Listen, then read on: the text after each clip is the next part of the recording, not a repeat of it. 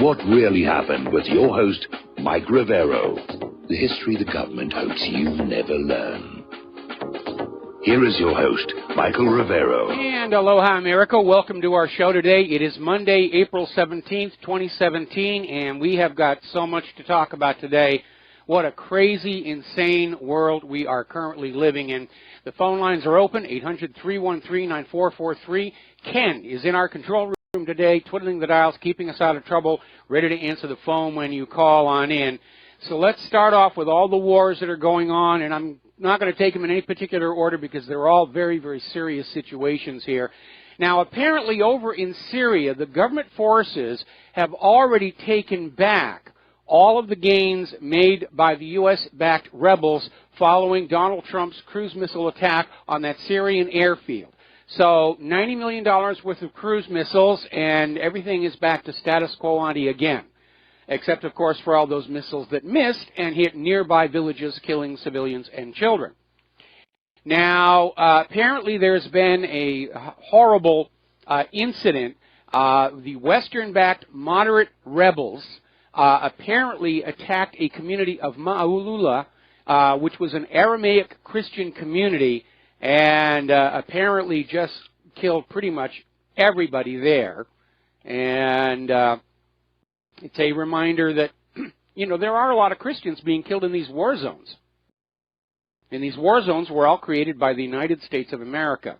Now, interestingly enough, in comments on ABC's This Week, National Security Advisor H.R. McMaster basically said he doubted the U.S. would send more troops to Syria. This, of course, in direct contradiction to the comment we had from the White House end of last week that the U.S. could send 50,000 troops into Syria, even though they don't really have a legitimate reason to be there.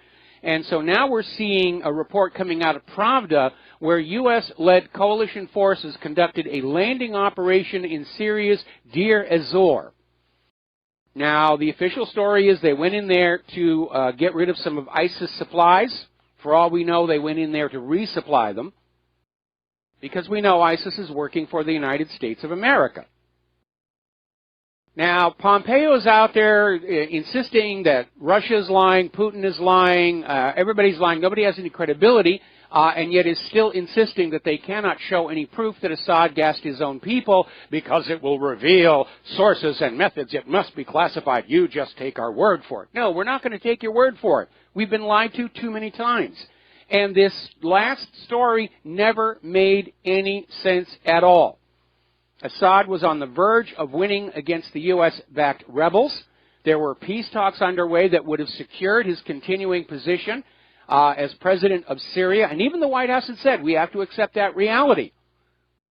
So why would Assad carry out a chemical weapon attack on civilians, on a militarily insignificant target, doing the one thing that would allow the U.S. to go on in and strike Syria on behalf of the rebels, ISIS and Al-Qaeda?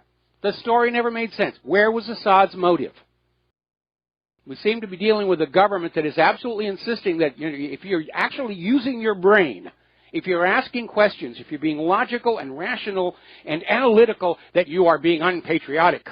If you think, you must be a Russian stooge. Now, Russia is saying, their indications are it was a false flag. Pompeo is saying, well, of course Russia's lying. Russia lies about everything. Russia lied to us all about Iraq's nuclear weapons. No, actually they didn't. That was the U.S. Moscow is pushing for an independent investigation from the OPCW and the United Nations to see what actually happened. This is from Russia's Foreign Minister Lavrov. Meanwhile, both Russia and Iran have issued a demand for the United States to leave Syria following this obvious false flag attack in Idlib, followed by this ridiculous cruise missile attack on the Syrian airfield. And they're saying the U.S. is committing acts of war. They're committing war crimes. They're killing civilians in this harebrained, almost 6-year-long effort to get Assad out. And they're saying it's time for the United States to leave because they certainly don't have a UN resolution backing it up. There's been no congressional declaration of war against Syria. The government of Syria doesn't want them there. It's time for it to come to an end. Now then, over at the Washington Post, they've got a writer, Ed Rogers, and he's out there writing like crazy, saying this, the cruise missile attack was good, we should do more of them, and we, just haul off and absolutely make sure none of the Syrian military bases are ever going to work again. The part the Washington Post is leaving out is that this writer, Ed Rogers, is also a lobbyist for Raytheon, the company that makes the Tomahawk cruise missiles. So it's all pushing, for more money for Raytheon, more money for the war machine. And the corporate media is absolutely on board with all of this. Down in Iraq, Iraq is accusing Daesh, or whatever they're calling themselves this week, ISIS, ISIL, who the heck knows. They're accusing them of chemical weapons attacks on the Mosul troops. So we know these terrorist groups have these chemical weapons. There is no question they have these weapons. Now, getting on over to North Korea, things are getting very, very tense over there. And we're seeing these chest-thumping silverback gorilla articles out here, like this one, U.S. officials, North Korea tensions coming to a head. Mike Pence is out there saying the era of strategic patience is over. And they're talking, we've got to do something about it. We've got to do something about it. And we're seeing this article over in the Times of Israel saying, U.S. said preparing strike to utterly destroy North Korean nuclear program. Now, do you realize how dangerous that is? Because the U.S. is betting they know where all the nukes and missiles are. But I have no doubt by this point in time, North Korea is dispersing them all to new locations, spreading them out. We don't know where they all are. And an attack could trigger a retaliation. Story coming out of Huffington Post, striking North Korea could harm our key U.S. ally, China. China does not want to see a war on their border, but potentially nuclear one. So they're out there saying that this is a bad idea all around. Even Theresa May is saying, don't get all hot and bothered about North Korea. Meanwhile, Mike Pence has moved the goalposts. Last week they were saying if North Korea tests a nuclear weapon, we will attack. And North Korea did not carry out a test of a nuclear weapon. In point of fact, they may or may not have carried out a test of a missile. That story's kind of blurry. Some people are saying there was a test that failed miserably. Other sources are saying, no, it didn't happen. So somebody somewhere is lying. But Pence is now saying testing missiles is now unacceptable. If North Korea tests a missile, we're going to go in and attack. How dare they prepare to defend themselves against our most blessed invasion? Now, Vladimir Putin has moved defensive missiles to the North Korean border out of concern that Vladivostok is very, very close to that border and within range of North Korea's missiles. And if North Korea is attacked, probably what's going to happen is they're just going to fling weapons in all directions because they know they're going to lose anyway.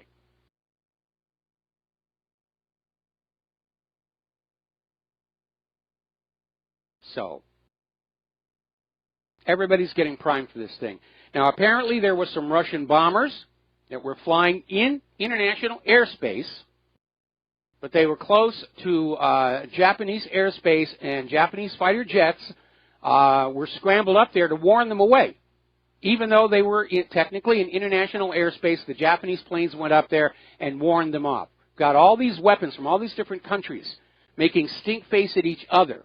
This thing could easily spin out of control. And apparently China and Russia have now sent their warships to sort of pace and keep watch on the United States aircraft carrier, the Carl Vinson, and its battle group, which is moving toward North Korea.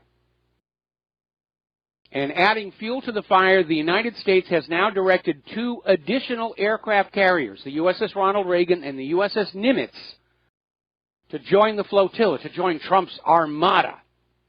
So you have 3 aircraft carriers, their fleet auxiliaries, the Chinese and Russian ships keeping an eye on these U.S. forces. All it's going to take is one hothead to trigger the biggest naval battle since the Jutland. It's spinning completely out of control. They're not going to be able to keep this on script. If they think they're going to be able to follow a pre-planned script and have it all work out, it's not going to happen. It is simply not going to happen. Here in Hawaii, the state government is getting ready to update their contingency plans if there's an attack from North Korea. And it is not entirely far-fetched. North Korea's longest-range missiles can reach only 2 points in the United States of America. And that is the Aleutian Islands and right here in Hawaii. And I don't think Kim Jong-un has an issue with the polar bears. So that leaves Hawaii, because all of the communications for the entire Pacific Fleet go through this rock. You got the Pearl Harbor command centers, you got the command centers over in Diamond Head, you got antennas all over this rock. And it makes a very, very tempting target. Now, yes, the U.S. forces can still be controlled from the Takamo and NECAP aircraft, but they don't have the capacity to run a tactical non-nuclear war. In fact, Takamo and NECAP are designed primarily around a nuclear strike. But they're getting nervous here in Hawaii. I was just talking to our mail carrier, and she's scared. People are really waking up to just how dangerous this situation has become. Now, there's a story here that came out of Post News D2, and it is going along with the story that there was a missile test on Sunday that was botched, but it was disrupted by a U.S. program of cyber and electronic warfare designed to sabotage launches. And we know the U.S. has this capability because they've used it before on other countries. And that may be the reason North Korea is doing so many tests, because the U.S. is tampering with them, tinkering with them. Now, down in Turkey, they had their referendum yesterday to give Erdogan godlike powers. And the referendum passed by a single %, and immediately there were allegations of voter fraud. Basically, the parliamentary democracy has been dissolved. Erdogan is now a dictator of Turkey, and he can stay in office until 2029. And people were having their little cell phones, and they were catching voter irregularities, voting outside of stations, voters submitting multiple ballots. One video shows a voter inserting 5 envelopes into a ballot box. Now, the Turkish opposition party is demanding a recount because of how close this election was. And more than that, there's concern raised over the fact that some of the ballots did not bear the stamp that they're supposed to have to be a legitimate ballot. See, one of the ways that Turkey is trying to combat election fraud is an official ballot, after you vote, it gets a stamp. And apparently there was a huge amount of these unstamped ballots, which basically pushed Erdogan over the top. And so the opposition is calling for the results to be annulled over the fact that bogus ballots were counted. And Erdogan's response is now to send his thugs out beating up the opposition. Protesters are being beaten up, and he's already out there saying he's going to bring back the death penalty. You don't do what he tells you, you're going to die. Erdogan is starting to look like that character out of the predictions of Nostradamus, who sets fire to the world from the Middle East. And I'm not a big fan of Nostradamus. I don't believe in that kind of stuff, but it is kind of eerie how it's all lining up.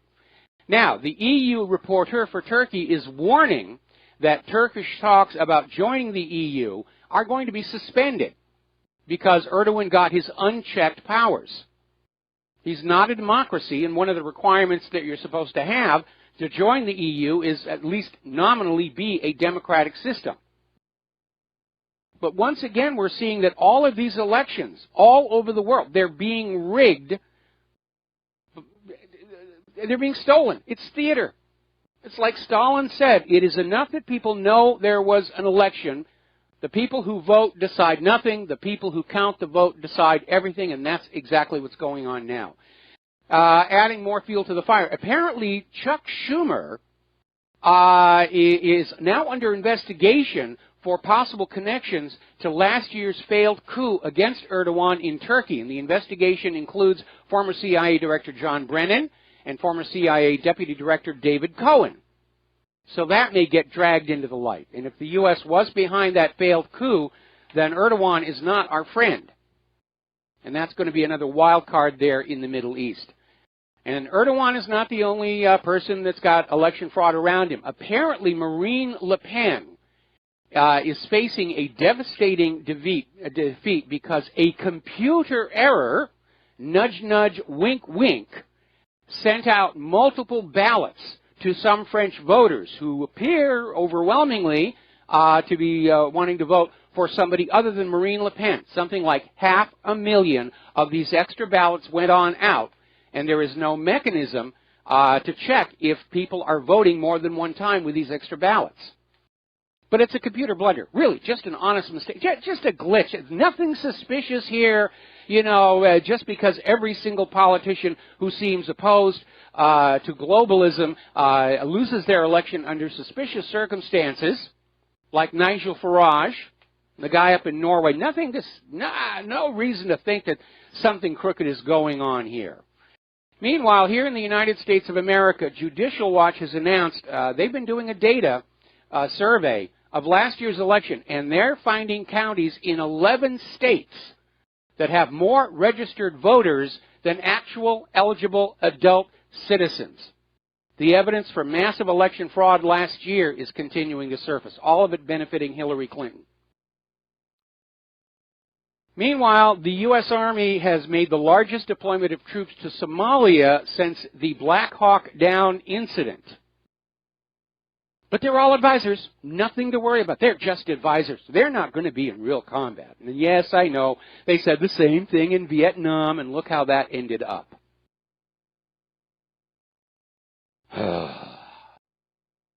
John Rappaport has a very interesting article over in Rumor Mill News, Why Russia Has Become the #1 Target in the U.S. Press. And he's saying the same thing I've been saying all along. Russia is the biggest obstacle to the completion of the New World Order. China is number 2. And before they can have the New World Order, before they can have the one world government, they're going to have to smash Russia and China. Of course, they won't do it themselves. They're going to send your children to do it. And by the way, you know, we were talking about that draft bill that's sitting in Congress. And for a while it said they were going to draft women into combat roles, and then there was a huge hue and cry, and they said, all right, we'll take out the part about women being drafted into combat roles. That has now been put back in. At the first big bang, I guarantee you that is going to go to the floor of the Congress, and it will pass. Now, top U.S. official, Lieutenant General, McMaster, is over in Pakistan, and saying that Washington is going to take a tougher stance with Islamabad. So it's not enough that we're mired in all these swamps in Afghanistan and Iraq, in Syria and Libya and Yemen and all these other places, and Somalia too. Yeah, let's add another one onto the pile here. The more war, the better. Story out of Sputnik News. The world is being held hostage by American military madness, and that really is exactly what it is. Our military are drunk on the power of their weapons, and unfortunately it looks like Donald Trump is drunk on the power he has to launch those weapons. Looking at his reaction after that cruise missile strike into Syria, he's acting like a little boy who just found his father's gun. And it is madness. And I think the world is saying enough is enough is enough here. Over at counterpunch.org, they have a very good article. America must start looking how to end all the wars it has started. Because if you look at all the wars we've had over the last 16 years, the U.S. and its allies started them all. I dare anybody to point to a map of the United States of America and show where we have been attacked by any of these nations we're bombing right now. We're going to take a break here for commercials. We'll be back after these words from our sponsors. Aloha, America. Welcome back to the show here now, along with Theresa May and all these other people out there. Russia is now basically warning the United States against any Syria-style actions in North Korea. And one thing we ought to keep in mind is the U.S. could go on into North Korea and use a nuclear weapon and then claim the resulting radiation proves they've hit North Korea's nuclear arsenal blah, blah, blah, blah, blah, blah. Now, Donald Trump is out there justifying the strikes and the military buildup and saying, frankly, we have no choice. Yeah, we do have a choice, and we voted that choice, and Trump has betrayed the will of the people. The American people do not want war. The American people are sick and tired of war. We've been at war constantly for the last 16 years, and it has impoverished the nation, made us hated around the world, and it's all to make already rich bankers richer than they already are. All right, we're going to take some phone calls. Dustin in New Jersey, aloha, welcome to the show. What's on your mind? Hi, Mike. Hi. Hi, Mike. Hey, I know you got callers that are still on the Trump train, but I just want to ask them, how much more are you going to give him? You know, I mean, when the missiles are going, when the mushroom clouds are, how much more is people going to take for people to realize it's over for us? He's been captured, sold out, whatever. He's not coming back to our side. That's what I'm trying to say. The wall's never going to be built if we make it that far. It's not going to fix anything, Mike. It's over. He's been captured. Yeah, at this point, I think anybody who's still defending Donald Trump is either a public relations agent, propagandist, or they are that unfortunate, tragic class of human beings that can never admit that they were wrong. And I'm not part of that. I admit it. I was wrong to support Trump, except that I was supporting Trump primarily to keep Hillary out of the White House, because I think the mushroom clouds would have already bloomed by now had Hillary actually won. But in any event, you're correct. This is not the president. This is the system as a whole. If you look how much money the U.S. government spends on the machinery of war, it is a warrior nation, and it always has been. And unfortunately, they solve their problems, their self-created problems, with a war. Every time they get the economy into a hopelessly tangled mess, they get into a world war to get out of it. Crash of 1907, World War I. Crash of 1929, World War II. Crash of 2008. And here we are on the actual brink. What people don't realize, this country has become militaristic. I know people just can't accept that. It's militaristic and it's decadent, and just like Rome, and people need to come to Jesus moment. Hey, Mike, I gotta ask you this: what happens if North Korea unloads on South Korea and Japan? The economy will crash around the world, pretty much, right? Pretty much. There you go. The only way the U.S. can get into North Korea and not cause a ton of collateral damage is to literally go in there with nukes and absolutely flatten the place. And believe it or not, during the first Korean War, which technically never really ended, and the U.S. did not win that one, I think it was General Douglas MacArthur was urging the use of nuclear weapons on North Korea. And again, if you look at the history of that Korean War, the North Koreans took an incredible amount of punishment and never surrendered. And anybody who thinks that North Korea is going to be a pushover, they're dreaming. It's going to be another Vietnam.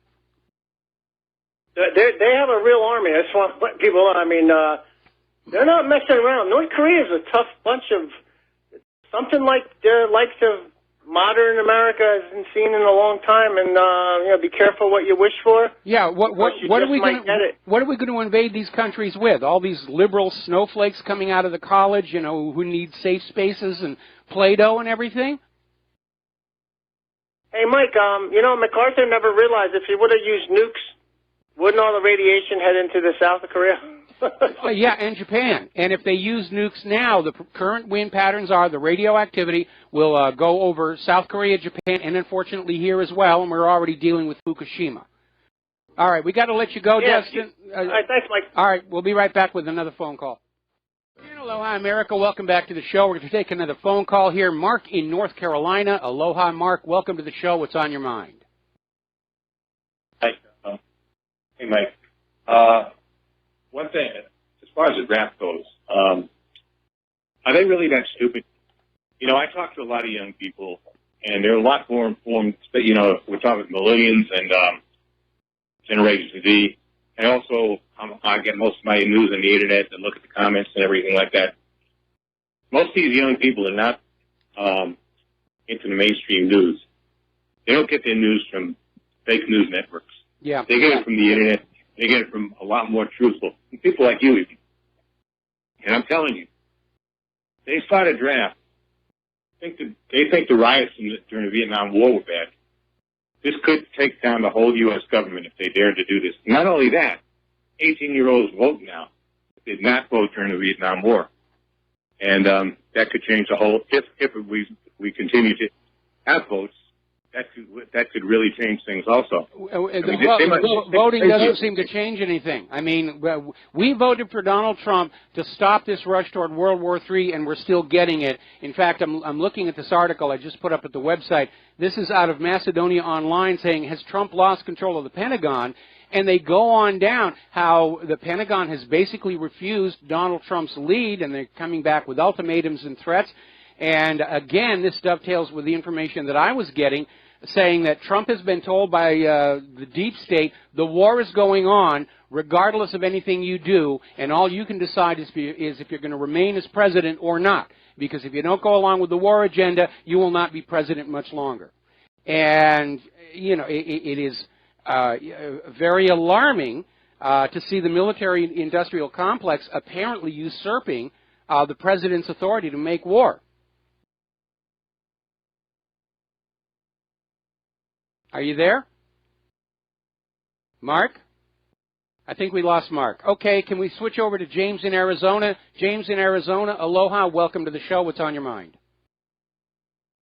Hey, Mike, how's it going? I wanted to talk about Korea, and I think your last caller was saying how people think that Korea is going to be a pushover and everything. I think Korea could be our, like, Operation Barbarossa / Stalingrad type moment. Because he's right. Everybody on these comment sections are saying, you know, Korea is easy, it's a pushover, they have no morale. You know what I mean? Like the same thing that people were saying about Iraq before we got in there. And then your last caller, maybe he thought he's right. If they do bring in the draft, it's over. It is over. Because you see that PSYOPs in Berkeley, you know, what are those protesters? Do they really want, not just Trump protesters, but the ones who are on Trump's side, do they really want a war? Do they really want to fight each other as Americans, and then whoever American is left are going to be sent off to the war to die anyway? Like, do they really want to fight their countrymen? You know, they really need to look at this. You know, the rockets going off in Syria, which cost tens of millions, and then this one bomb in Afghanistan, which cost tens of millions. That money could be used on us. The Moab is $16 million. Over $15 million. Yeah. Just not like that. And then they get mad. They get mad when we ask for free health care, or when we ask for, you know, Meals on Wheels, or for you know, they get mad at us and saying we're the ones who are asking for too much. I just want to see the American people be getting, you know, decent meals here. I mean, if we have a single American anywhere in this country sleeping in an alley and eating out of a trash dumpster, this government has no business spending our money on weapons of war or handing it to foreign governments. That's my opinion right now. The government has failed the American people. It's involved in all the rest of the world politics, and it's ignoring and neglecting the American people who basically are the walking wallet for all of this. Exactly, Mike. You're right. And I'm going to leave you with one last comment. I was in Iraq in 2007, and trying to go down a road that's filled with IEDs is really going to mess up your mindset. It's really going to mess up your mental state. You know, if you do that on a daily basis. And these kids who are in college and they've never seen that, even the 18, 20-year-olds, let's not send them over there, okay? Let's not send them to deal with that type of stuff, because you can't fix a broken mind. You can't fix it. No, you can't. Yeah. And again, going all the way back to The Art of War by Sun Tzu, right in the front of the book, he lists the things that a ruler must have to prevail in war, one of which is a military that believes in the moral rightness of the war so that they will fight fiercely and, if necessary, die in that war. And you must have a civilian population that believes in the moral rightness of the war so that they will bear the hardships war brings even to the victorious side. And our government has neither one of those. The civilian population knows these wars are not morally right or just, and we're sick and tired of the hardships we've had to suffer under for the last 16 years. Exactly, Mike. Well, thank you, Mike. I love what you're doing. You're doing a very good job. May God bless you. May you have a good day, and may you have a good rest of the week, okay? All right, thank you very much for that. Getting on back to the news here. Apparently, Israel is now flying airplanes over Gaza farm fields, dropping herbicides. In other words, they're poisoning the crops, and they've done it 4 times so far this year. And apparently, so far, 840 acres of crops were destroyed. Now, if that isn't a war crime, I don't know what is.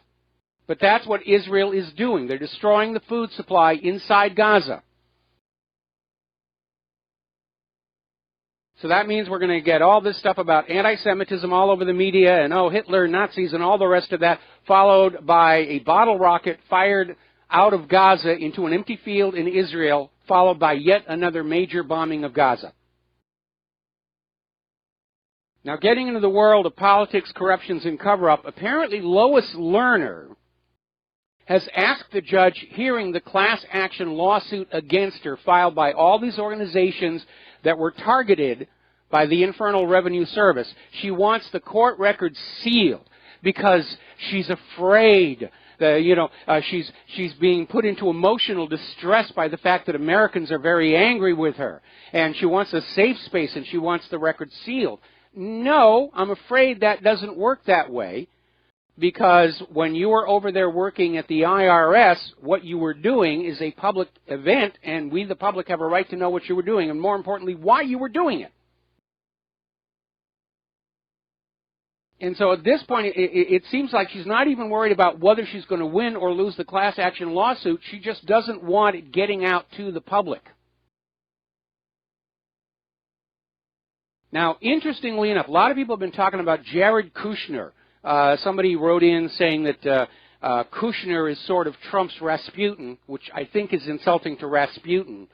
But apparently, California Democratic Congressman Ted Lieu, in an interview on MSNBC, said Kushner's security clearance ought to be revoked because he continues to refuse to disclose his numerous contacts with foreign officials. And Kushner appears to be, one of the prime, if not the prime cheerleader for more war on these countries in the Middle East. And Lerner isn't the only person who's out there trying to rig the court system for her. Apparently, Britain's Attorney General has intervened to try and block Tony Blair being brought into court over the Iraq War.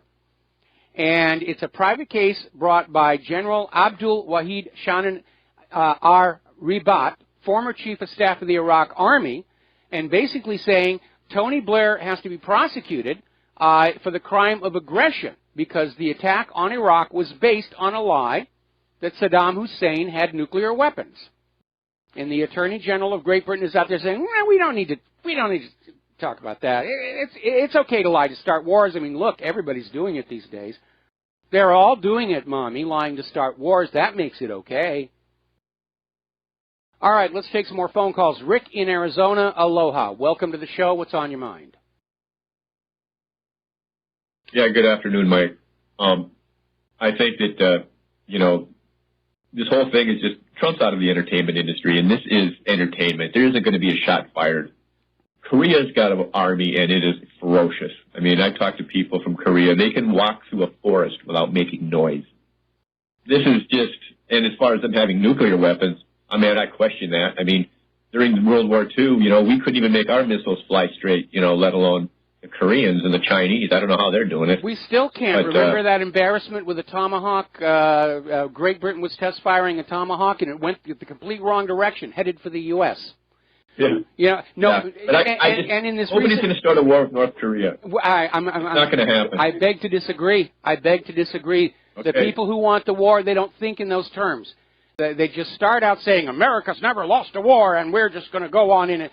And even with all the recent failures and quagmires and stalemates, they're still out there thinking, war is the only option, because they've gone down this agenda of dragging the world back to Bretton Woods too far. They can't turn around.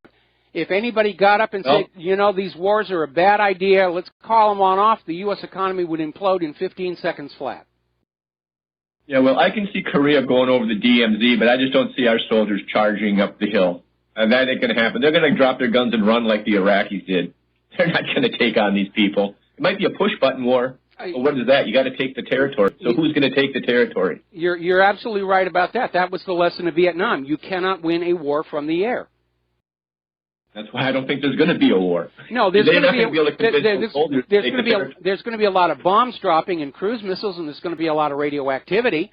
And of course, what we're hearing is they're not planning to just invade North Korea. They're planning a decapitation strike against Kim Jong-un and his leadership directly. And that is a very dangerous precedent to set, because it justifies other countries doing decap strikes on our government.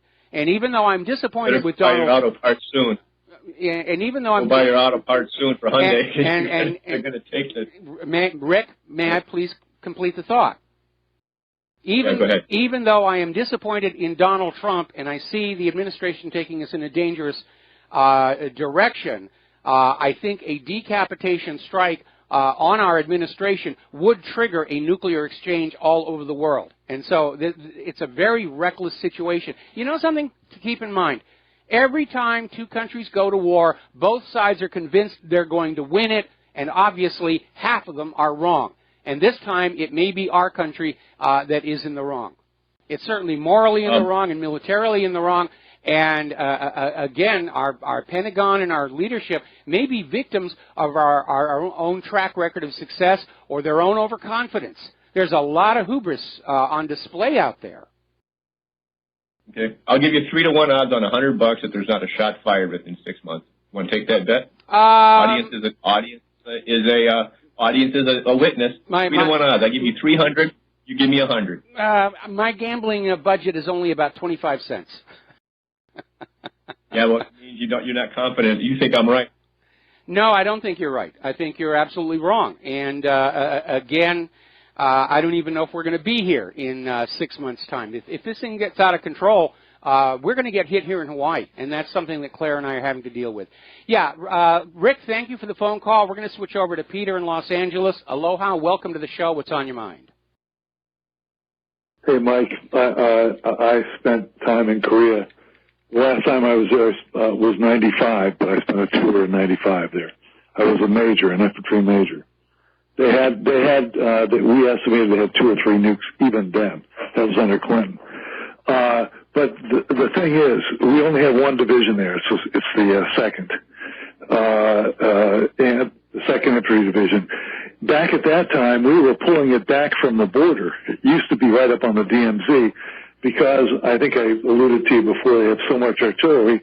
We wanted our guys to be out of reach of their artillery, because they could have been pulverized by them, and the casualties would have been sky high. So we pulled our guys out of range of even their long artillery, which, by the way, can reach Seoul. They could put about 1,000 tubes on Seoul.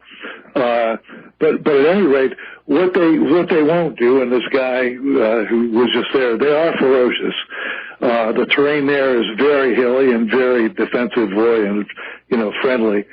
But they got no mobility at all. They can't come out of their holes. So the first part of our war plan, by the way, which was back then, was 90 days before we can get enough. With 1 division, you can't advance. You rely on the South Koreans, who, by the way, are very capable. And mostly we were there to keep the South Koreans from attacking North Korea. Honestly, they're very capable, and they have an economy 3 or 4 times larger than everything else. Population is larger than North Korea's, but North Korea, their infantry leg, they can't come out of their hills. If they did, they'd be pulverized by air power. They can't maneuver at all.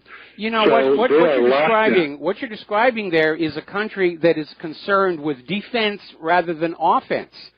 And that is the reason for North Korea or any other country to be developing nuclear weapons, to deter an invasion.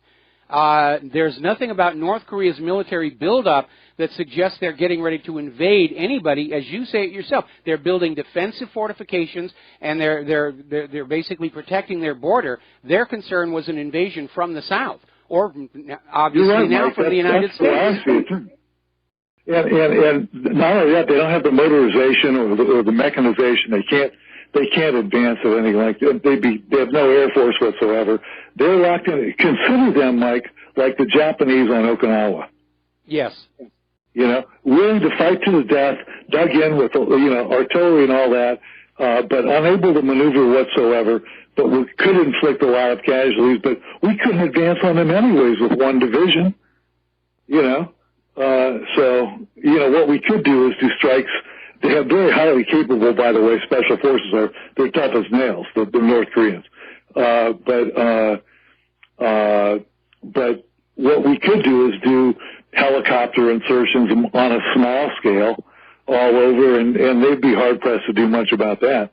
But they're locked into place, and they're really no threat. Okay, but that was also the situation in Vietnam.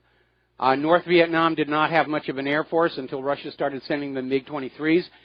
They didn't have the mechanization. They lived in the tunnels, and still they kicked us out because they're very, very tough people. And something you need to remember, when you're talking about invading another country, you are fighting people who are fighting to protect their homes and their loved ones right within eyesight against an invading army that is pretty much there for a paycheck.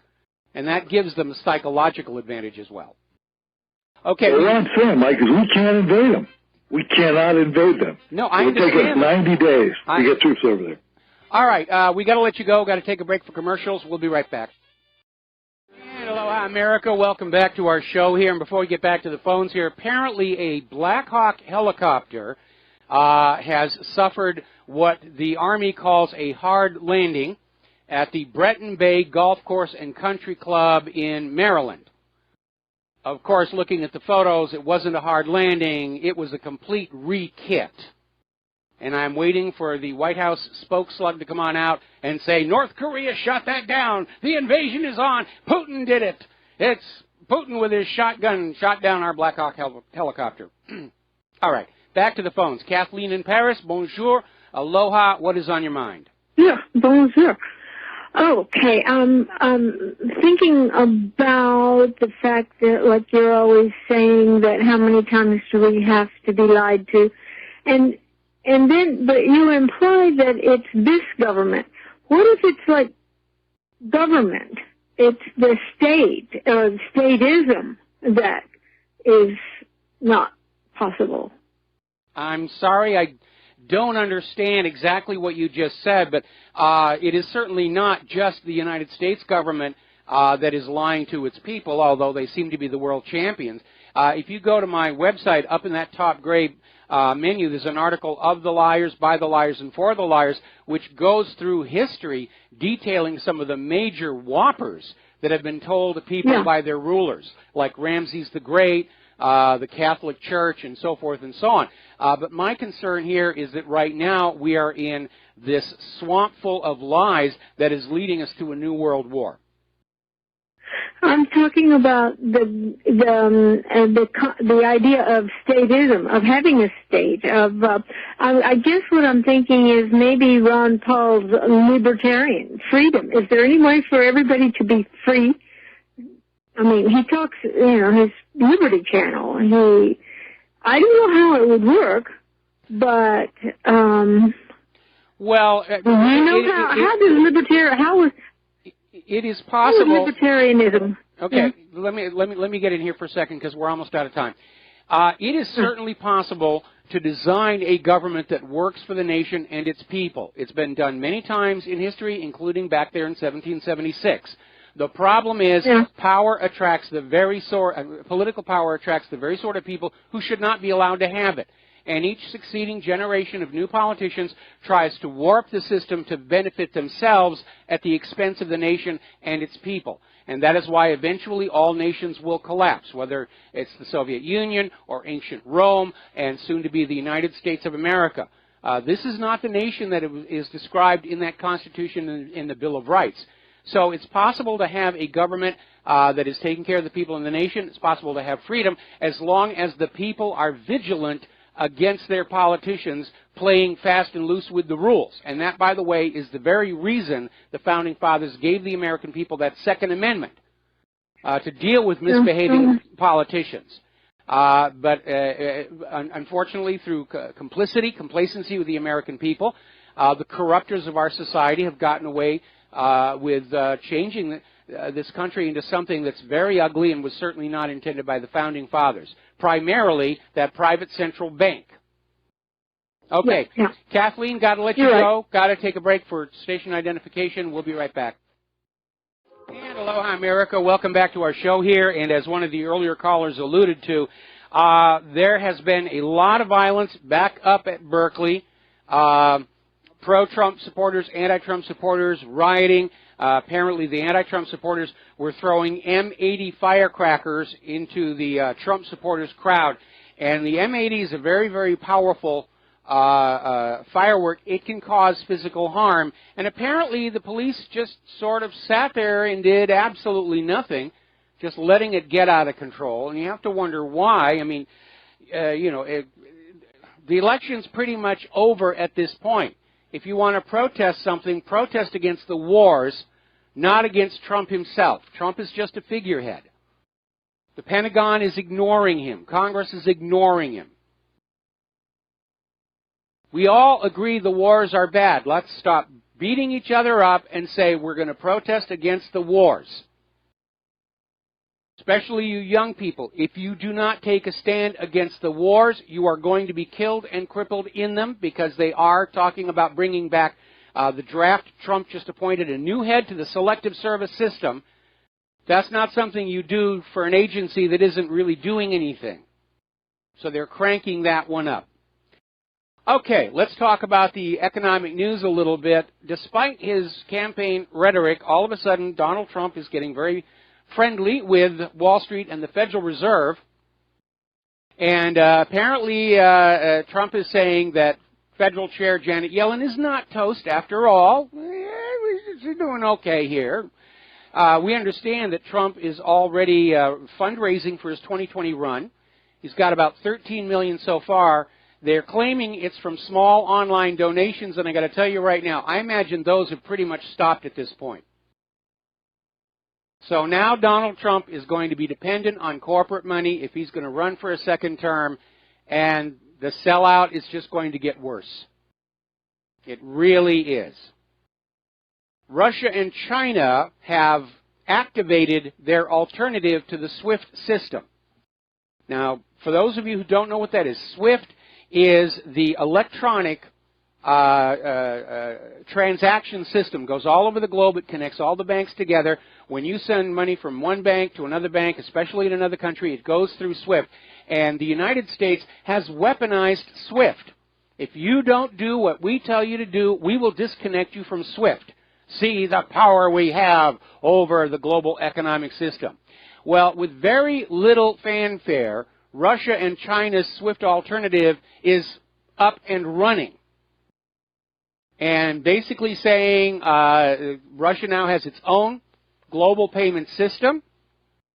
There is now an alternative for those who don't want to be abused by SWIFT anymore. And that is one of the major reasons why they are ramping up war against Russia and China. Because the United States has foolishly allowed its manufacturing to decline over the last 30 years. What America makes these days is overpriced junk that will not last. Products that are actually harmful and dangerous, and they try and force them on other countries with treaties like the Trans-Pacific Partnership. And nobody wants our GMO agriculture. And the only thing that is holding the U.S. economy up at this point is forcing the rest of the world to use the U.S. Federal Reserve note for cross-border trade and banking, and countries are turning away from it. And that is the ultimate objective of this new world war, to drag the world back to the Bretton Woods Agreement, where everybody's cross-border trade and banking uses the U.S. dollar, off of which the U.S. charges interest on it. Or they get real manufactured goods and agricultural produce in exchange for boxes of ink and paper. That's what this is really all about. Now, interesting story coming out of Investment Watch blog. And the headline is Conspiracy versus Fact. How much gold is in the world? And it is a very important question to ask because nobody really seems to know. The estimates are all over the world. Now, we're not talking about the gold that's still in the ground somewhere. We're talking about mined, refined investment gold. How much of it is there? Where is it? Are there secret gold stashes? And this is of critical importance because, in theory, to set the price of gold, you have to know how much is out there versus the demand. And this is of paramount importance to those who've invested in gold futures contracts, because there's a growing body of evidence that these contracts have been overprinted in order to help suppress the price of gold. And there may be more than $1 trillion exposure in paper gold contracts for which there is no gold. And we're already at a stage right now where, as these contracts come due, they are either rolled over or they are settled for the cash value of the gold that would have been delivered plus a premium for taking the paper instead of the physical gold. But more and more of the holders of these contracts are starting to demand the physical gold, and there seems to be a shortage. We're going to do a shout-out now to our on-air affiliates who are just now rejoining our network. And the fact of the matter is, we talked about this a few years back. I did a couple of episodes of History Channel's America's Book of Secrets. And the episode that seemed to have the most impact around the world was the gold conspiracy, where we talked about how these bullion depositories and these private central banks were playing fast and loose with other people's gold. And that's why when countries like Germany demanded their gold back from the New York Fed and the Bank of France, they got the big stall. Oh, it's going to be years before we can get your gold back to you. And what they have sent back to Germany so far is not the original stamped and numbered bars that were sent there. Now, a bullion depository is like a safety deposit box. You should get back exactly what you put in there, not something similar. And the gold that was returned to Germany wasn't as pure. In fact, it was pretty badly adulterated. So we don't really know how much gold is out there. Are there secret gold stashes? I'm sure there's a lot of gold in private hands, but we're looking at the possibility, just like they did in India, confiscation, outlawing of private gold. India, only a few years ago, was one of the highest per capita consumers of gold for jewelry and for investment, and now it's been turned completely around.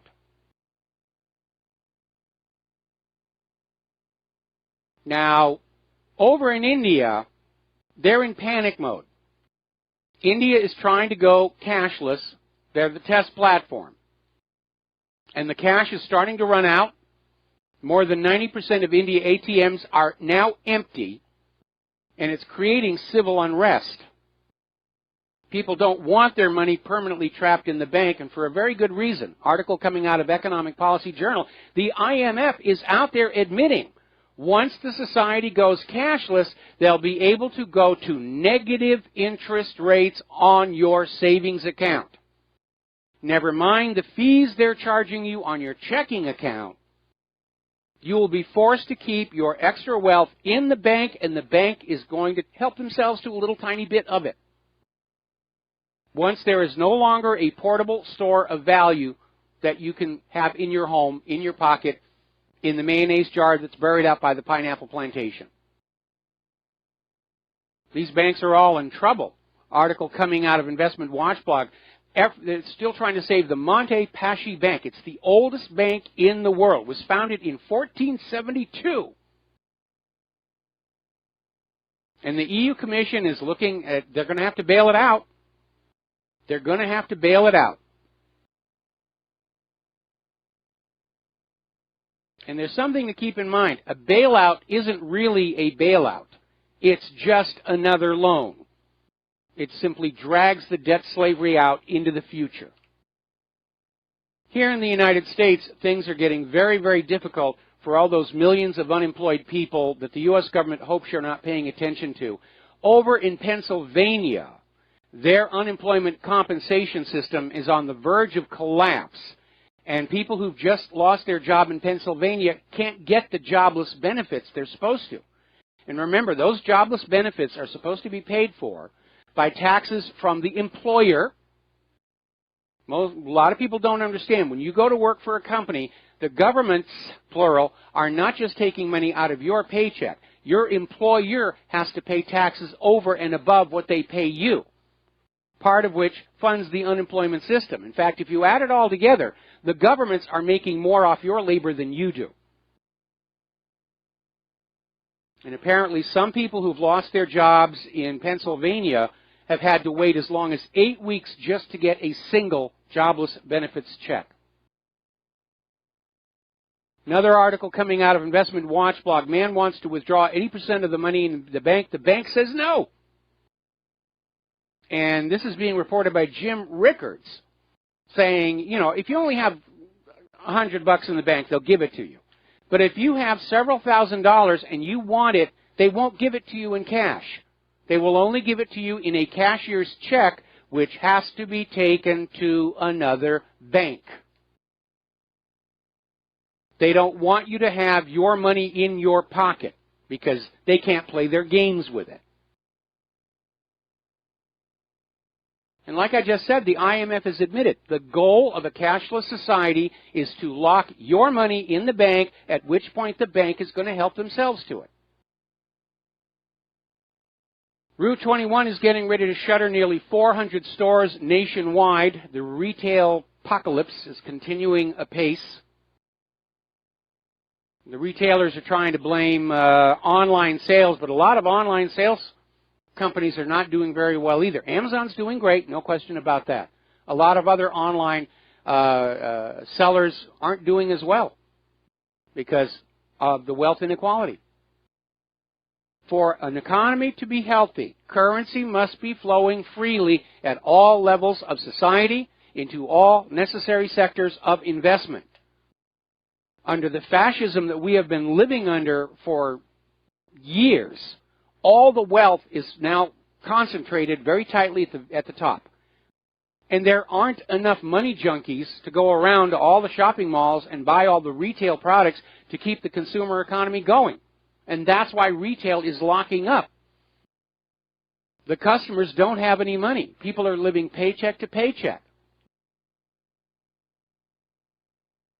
Remember the housing bubble of 2008? Wall Street learned nothing from it. You know why? You got to pay for it. You, the American taxpayer, got to bail Wall Street out of the disaster of the mortgage-backed security fraud. And nobody on Wall Street went to jail. And having not had to learn any bitter lessons about this sort of behavior, we now have a new bubble, the car loan bubble, which is going on right now. And they're out there trying to get people to buy cars. And admittedly, the prices are really, really good. If you actually had money, now would be a great time to buy a car. And nobody wants to borrow any more money. They're not sure they can pay it back. Now they're starting to have car loans with longer payment terms than the life expectancy of the car itself. Up until recently, the deal has been that you will have a 5-year loan for the car, which, because of planned obsolescence, is designed to pretty much fall apart at 5 years. Now they're selling those 5-year lifespan cars with car loans that go to 8 and 10 years. You can see what's going to happen down the road there. Saudi Arabia, as the cheap oil cuts into their economy, they're starting to neglect their infrastructure projects. Well, welcome to our world. Take a look around at the crumbling infrastructure in this country, in this wartime economy. Bridges are collapsing. Highways are having to be closed. Rural roads are being allowed to go back to gravel.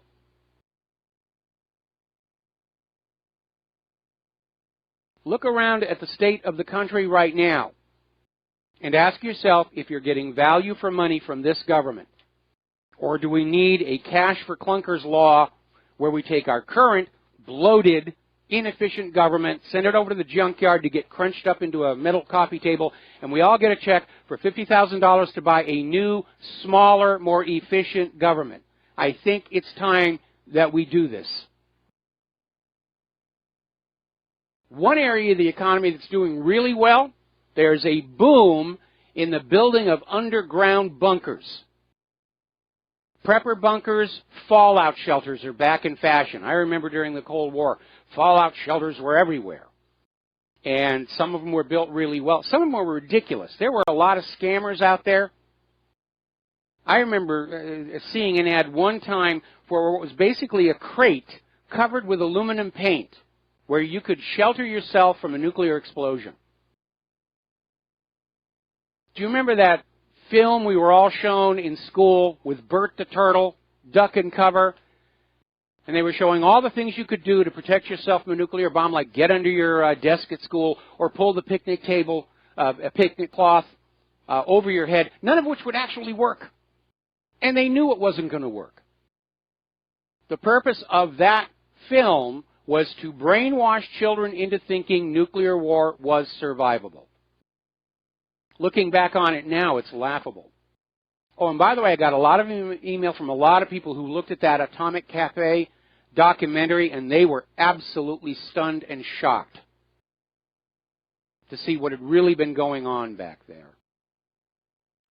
Okay, now getting on to immigration and refugees here. Over in Sweden, finally somebody has got some common sense.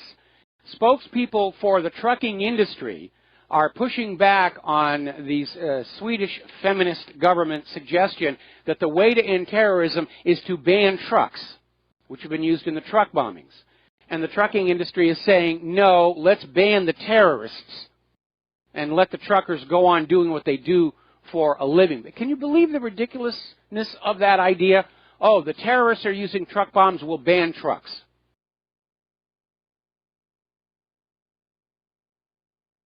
Apparently, acid attacks are on the rise in London. Multiculturalism is failing. People don't want their cultures forcibly joined together. All over Europe, and people are really, really pushing back on it. And getting on back to the disappointment of Donald Trump, remember during his campaign, he said he was going to stop all the Syrian refugees coming to the United States of America because inevitably some of them were going to be terrorists who were going to do harm to the United States of America because of the harm the United States is doing to Syria. And he's not only reversed himself, he has doubled the number of Syrian refugees being allowed into the United States of America. What a complete betrayal and sellout of everybody who supported him. Okay, let's talk about United Airlines and why these people don't seem able to learn from their mistakes. Apparently, the culture of passenger abuse, which, by the way, let's be fair, it is not just United Airlines. A lot of other people and a lot of other airlines are getting bad treatment. You get groped for check-in, you get dragged down the aisle for check-out. It's really not a pleasurable experience anymore. But apparently, there was a United Airline flight that was half empty.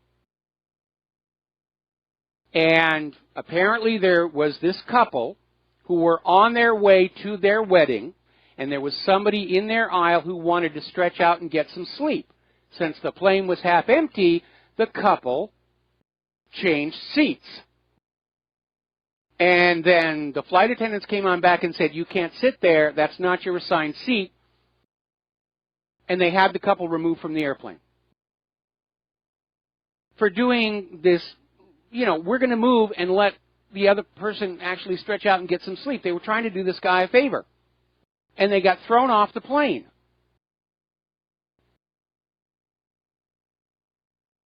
And by the way, there's all kinds of jokes and memes about United Airlines. They're going to be years getting their brand identity back from this one.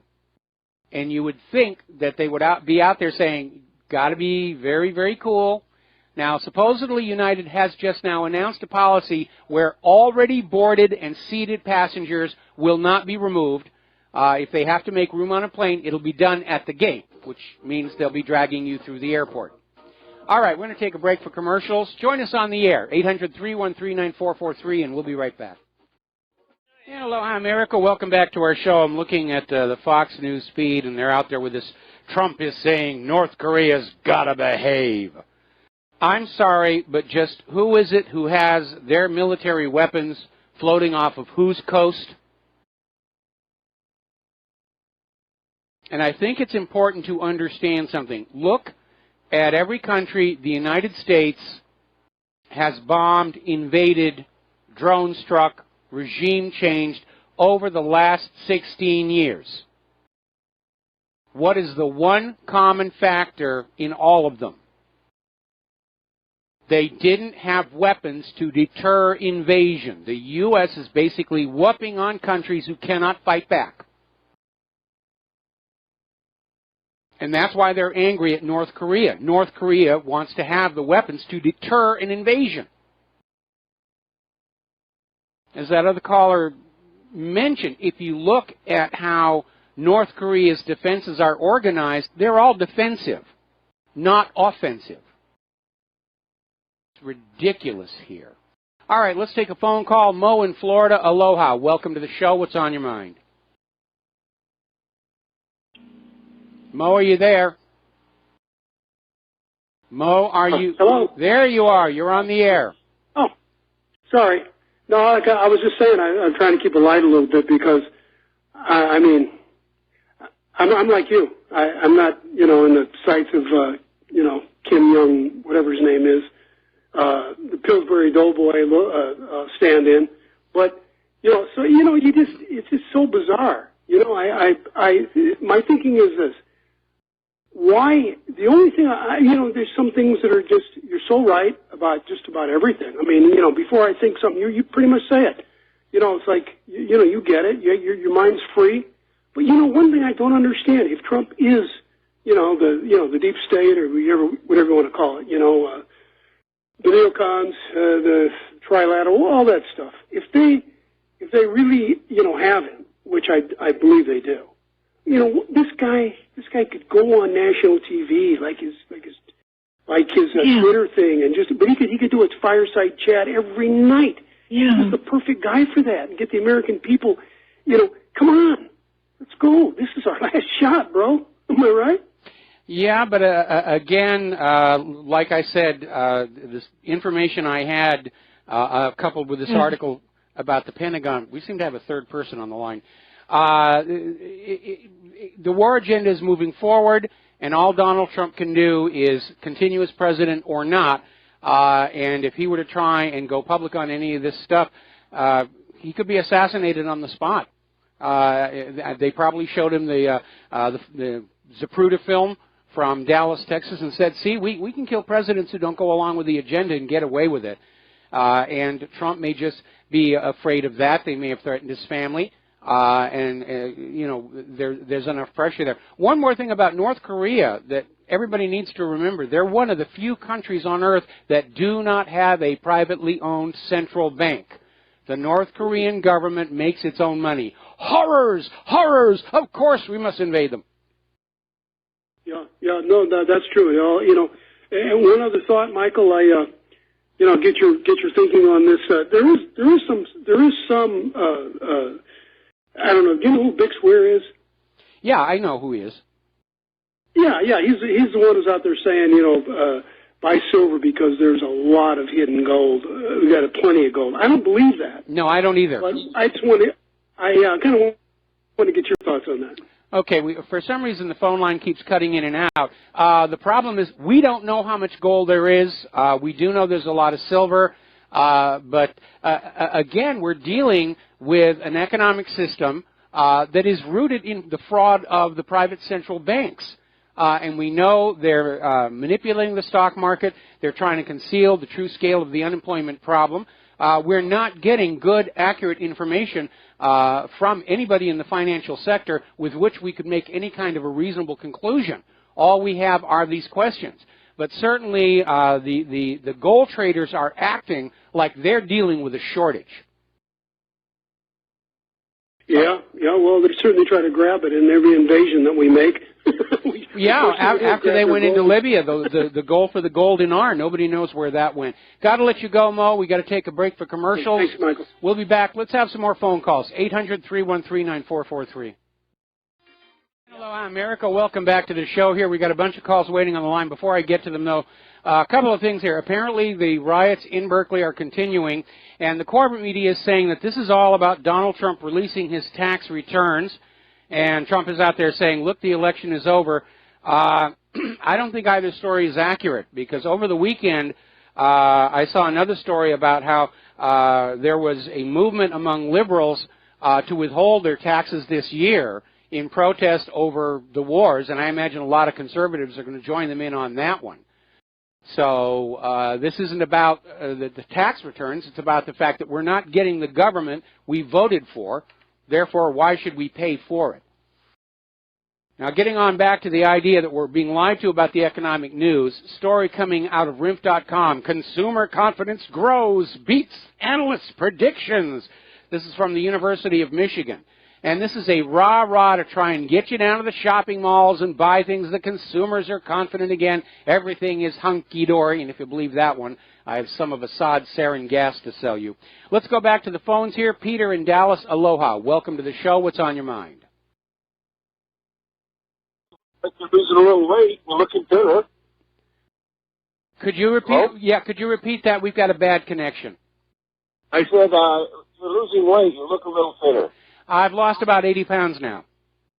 Well, you look thinner the last time I looked. Claire says the same thing. But maybe you can clarify something for me.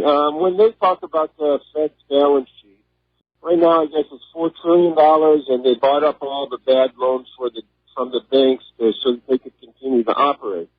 Now, they sort of implied that those assets belong to the banks. They don't belong to the bank.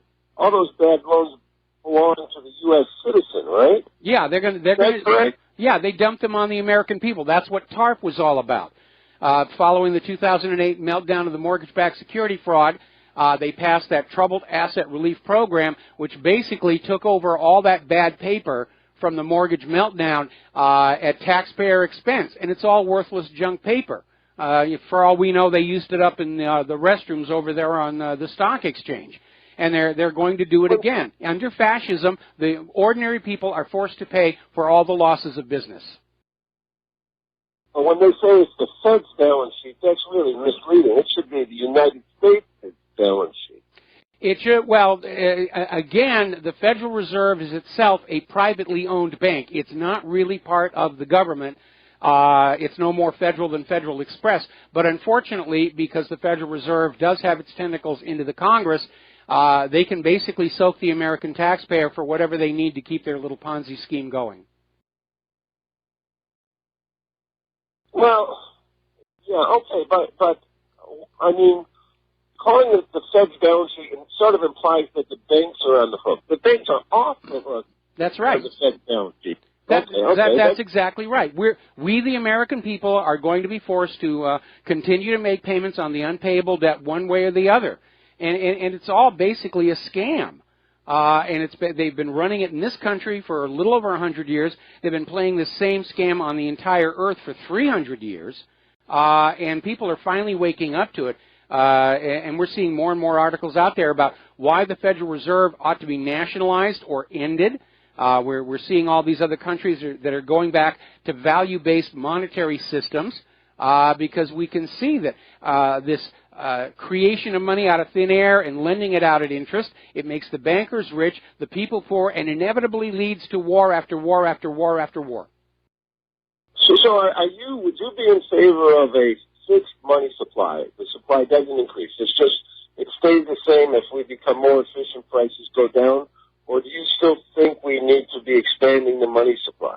Well, in theory, the ideal situation is the money supply or the commodity base under the money supply has to expand to keep pace with the growth of population because you're going to need that additional monetary supply to build additional housing, additional factories, additional stores, and so forth, which is why one of the reasons I've suggested that a new monetary system could be based on a unit of electricity. because as society grows, inevitably it's producing more electricity for its own needs. And if we had a currency that represented, for example, a kilowatt hour of electricity as a commodity base for the currency, then you've got a currency that can't be hoarded, can't be monopolized, it can't be inflated, and it will keep pace with population growth. Well, why couldn't we just say that the currency is based on the economy? I mean, it's not. You can buy gold with it, or you can buy sneakers with it, or you can buy a car with it. It's basically what you can spend it on. I'm not sure why we have to make it on some specific thing. That you could say we have a powerful economy, so that's what the Federal Reserve is doing now. That's why they're always trying to talk about the GNP but it's all fairy tale money. If it isn't anchored to something of tangible, known value, then the bankers there's no restriction on inflating it away, which is exactly what they've done ever since the Federal Reserve was created. A U.S. dollar today is worth about 6 cents of what a U.S. dollar was worth at the creation of the Federal Reserve. And so in order to hold that leaves my point. Is the key thing about money is that that they don't increase more and more and more of it. It's just the key thing is that it's stable.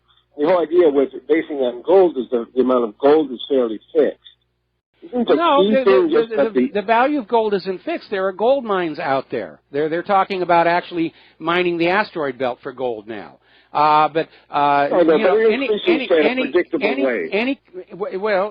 Any commodity base is going to work. It doesn't have to be gold. It doesn't have to be silver.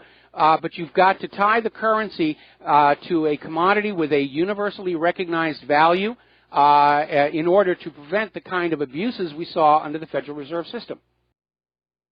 Well, Spain, back when they took all the silver out of Mexico, and all of a sudden there was this abundance of silver in Spain, they went and their economy crashed. And so again, I don't think it's so much the commodity as the quantity of money being stable. I'll leave you alone, Michael, but thank you. All right, thank you very much. We're going to switch over to Jerry in Chicago. Jerry, aloha, welcome to the show. What's on your mind? Okay, did we lose Jerry? All right, let's go to Fred. Hi. Jerry, are you there? No, I'm sorry. I thought you were going to call me. Okay, is this Sherry in Texas? Okay, who is on the line right now? Well, I'm here. Okay, and your name is? Sherry in Texas. Okay, you are Sherry in Texas. Okay, yes. What is on your mind? Just a quick question. Sure. Thanks. Yeah, it's going to be really very difficult and frustrating knowing that our government, the Pentagon, you said, right, is going forward with war with or without Trump. I can't say I'm surprised, but this is major. I mean, this is so major. Can Trump make this clear through tweets or something? I mean, how are we all going to get on board behind this if the mainstream media, are they going to mention this?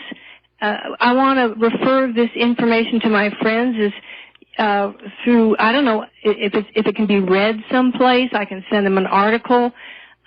People need to know, because we're going to have to hear people saying, oh, look, he's selling us out. And this sounds like he has no choice, which is kind of what I figured in the first place. It's either he goes or he goes along with it. And this is something I want everyone to know about, especially my kids. We have a couple of articles linked to the front page of whatreallyhappened.com. But you just need to open your eyes and realize that for whatever reason, it doesn't really matter. Trump has reversed all of his campaign promises, and those of us who were trying to get Trump in there did so at least in part to derail the rush to a new world war, and yet it's still moving forward.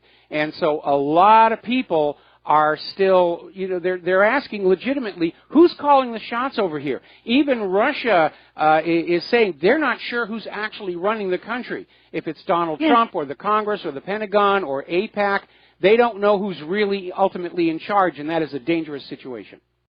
I'll check the website. Thank you, Mike. All right, thanks an awful lot. We're going to back up to Jerry in Chicago. Jerry, aloha. Thank you for waiting. What is on your mind? Jerry, are you there? We seem to be having some problems with our phone system today. Yeah, I don't know. His line is open, so... All right, well, let's go to Fred in Missouri, then we'll come back to Jerry. Fred in Missouri, are you there? How you doing? I'm doing good. I'm just going to make a couple points about what you had said a little bit earlier.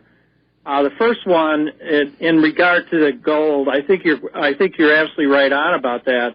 But there's a lot of evidence that we do have gold in the ground, and what that is maybe a finite number, but there's definitely a lot of gold in the ground still that can be used, and to support the idea of what you're claiming about commodities.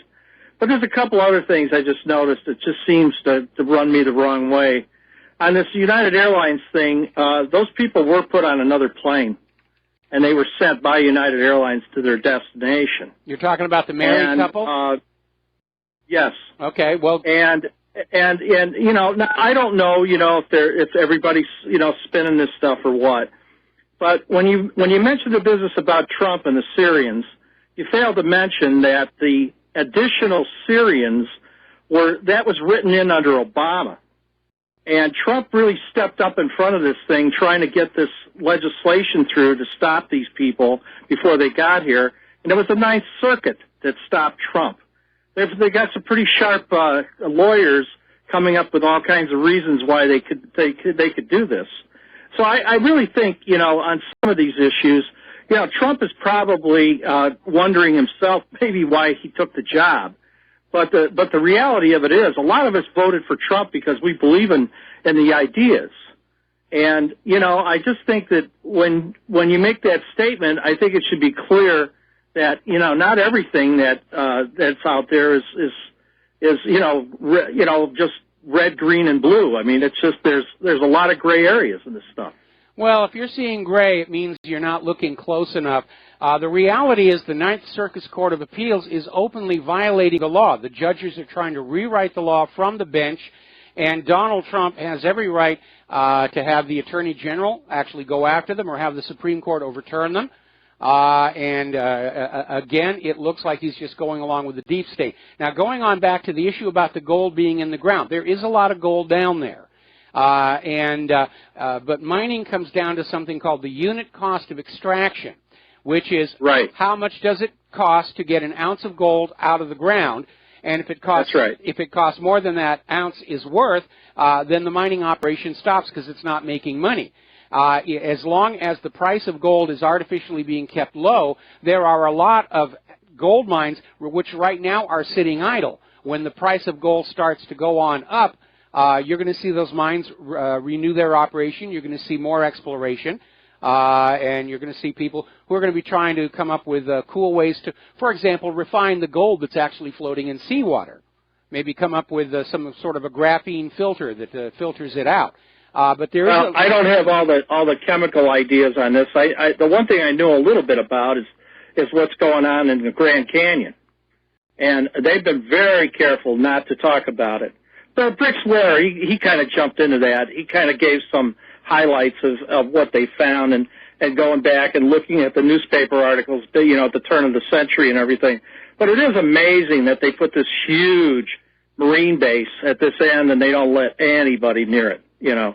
And I don't think they're making, you know, I don't think they're making secret weapons or it's a UFO base. There's another reason there. Okay, well, thank you very much. We're going to let you go here, and I guess we lost Jerry in Chicago, and we're going to go to Jim in Michigan. Aloha, Jim. Welcome to the show. What's on your mind? Jim in Michigan. Hey, Michael. There you are. Okay. Hey, I love your program, man. It's like I turn off all other programs and even listen to it, you know, the replays. So, anyways, great show. I was just thinking that we could probably rename Donald Trump's political affiliation to Hino. Okay. President and name only. Could very well be. I mean, wouldn't be the first time in history that happened. If you look at the latter days of the Merovingian kings, they were little more than ceremonial figureheads. All the power was in the palace officials. Or even the last emperor of China. The last emperor of China, Aisinjiro Puyi, He was emperor in name only, and he went through all the ceremony, but the real power was with the palace officials until China basically took it all over. Now, what do you think, Michael? And I know, trying to figure out what he's up to, because I called before on Trump, and I'm a Trump supporter. I was, at least until he went, off the deep end. But, if the Pentagon is not listening to him, Congress is not listening to him, I think the biggest problem we have as far as the American people, we don't really know what's going on. That's true. Do you think there's any chance? Do you think there's any chance that if Trump came and said, "I've been threatened by the Pentagon, I've been threatened by this person, that person, and this is what we have to do," because they would say he's gone paranoid, invoke the 25th Amendment, and remove him from office, and send him to a mental institution. Oh. I never even thought about but you're probably right. But what I'm thinking of, if they're threatening the president, there could be, a reason for arresting people, but then they'd say he was a tyrant, So, it's like, damn if you do, damn if you don't. I just, I feel sorry for the guy. I don't. He wanted the job. I understand that. But, again, I don't know what's going on with him because he's doing everything he said he wouldn't do. So, anyway, just God, pray for us, because I hope, whether it's the Pentagon or whomever is behind all this, like you say, I have children, and I'm thinking, my goodness gracious, I don't want to be, have sea mushroom claws around my neighborhood. So, and I don't want to have to put up with the radiation and everything else. It's just going to destroy everything. So these people must be personally insane to even, contemplate the fact that we should have a nuclear war, because it's not going to be good.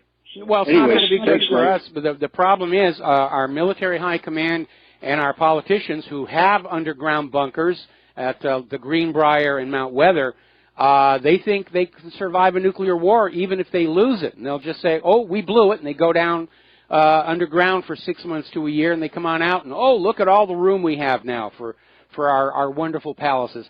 All right, we're going to take another break for commercials. We'll be right back. And aloha, America. Welcome back to the show. And we finally got Jerry in Chicago back on the line, hopefully with a working phone connection. Jerry, what's on your mind today? Jerry, are you there? Yes, I am here. Okay, good. What is on your mind today? Well, aloha, Michael, and thanks a lot for taking my call. I appreciate it. You made a statement in the last half hour about North Korea not having a central bank. I am not 100% sure about Iran or Syria, but I know Russia got rid of their central bankers several years ago. Could that be why they are our enemy? Yeah, well, that's one of the reasons. To be technically accurate, you are correct. Iran does not have a private central bank. We're talking about private central bank as opposed to a state central bank. In Russia's case, their bank is still privately owned, but Putin took direct government control of it to manage Russia's public currency as a public utility, and that was pretty much the day that Russia went from being our friend and partner to the top of the U.S. government's special high-interest targets list. And so North Korea and Iran and Syria have government state central banks, but the goal of the Rothschilds, obviously, is for the entire world to be enslaved to privately owned central banks that create money, create currency out of thin air, and loan it into circulation at interest. Well, I just wanted to bring up that phenomenon because it seems like our media is attacking all these countries that doesn't have a private central bank. And with that, aloha, and thank you very much. Have a great day. Thank you very much. Yeah, and many of these countries that the U.S. has regime changed in the last several years did not have private central banks. In fact, look at what happened with Libya, where Muammar Gaddafi closed the privately owned central bank there, set up a state bank, set up a new currency based on value, the gold dinar, and then told the rest of the world that Libya's oil was for sale, but only for the gold dinar, and that's when they went after him. So it's all being driven by money, the petrodollar, Bretton Woods, And if you are a parent of a child that is either at or approaching military age, it is time to make the decision as to whether you are willing to let your child be killed or crippled in an argument over whose brand of ink and paper the world will use for money for the next 100 years. Okay, we're going to take to the phones. Ann in Colorado, aloha, what is on your mind? Hi, Mike. I have looked into various topics like the UN agenda for depopulation, Agenda 21, and they both seem to be the big umbrella.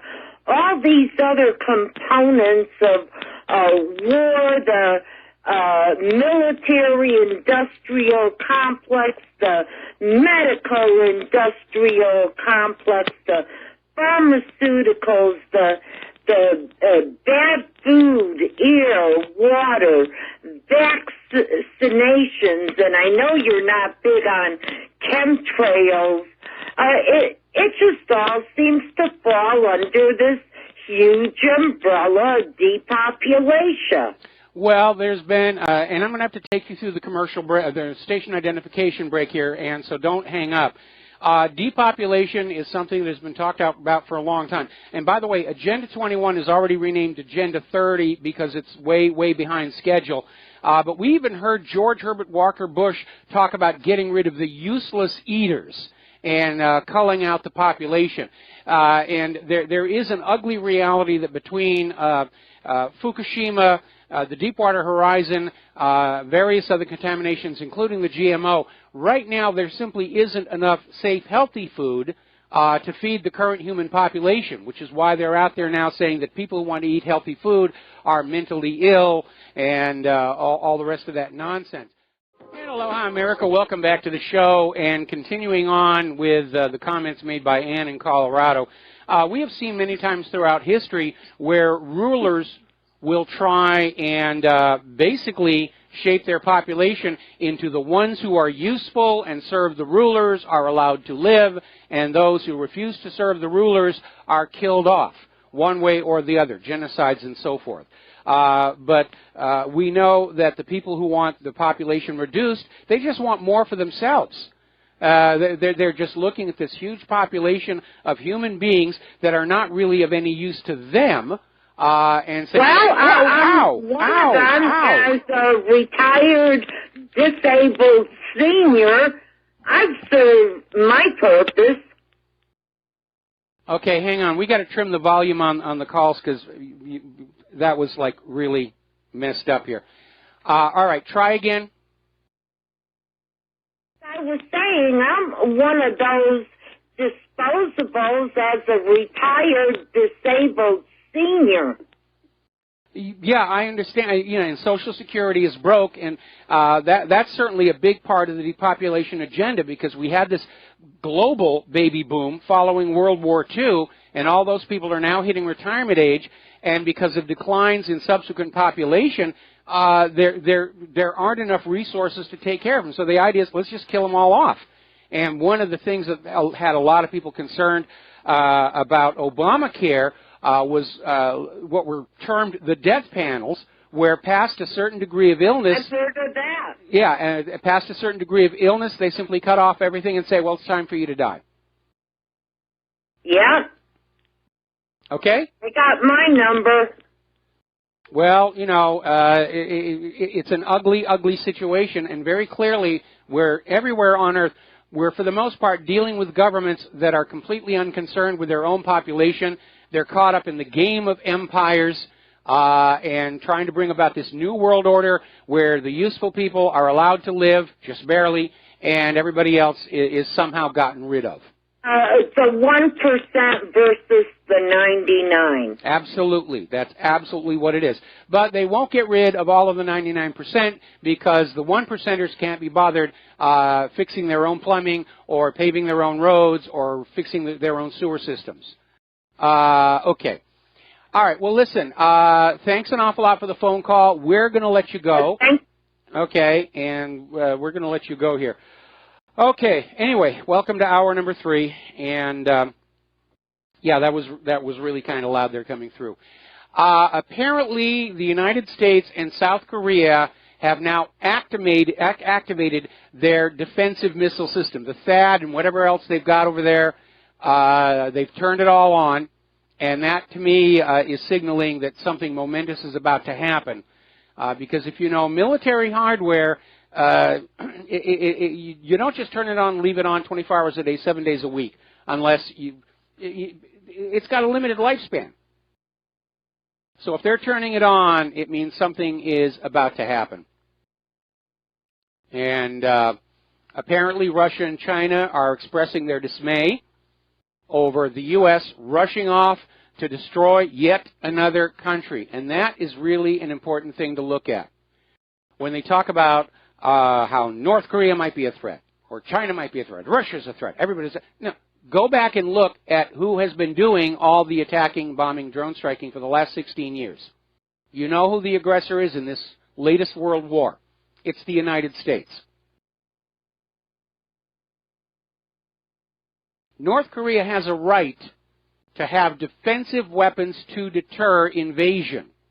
Every nation has a right to have weapons to deter invasion. And as I mentioned earlier in the show, if you look at all the countries the U.S. is bombing, drone striking, regime changing, they're all the ones that can't fight back. This is why the United States is victorious. We're whooping on little countries that can't fight back. The United States is getting a global reputation as a bully. All right, let's take another phone call. Steve in California, aloha. What's on your mind? Well, to add to this, list my theory on this whole depopulation system, it was brought up today.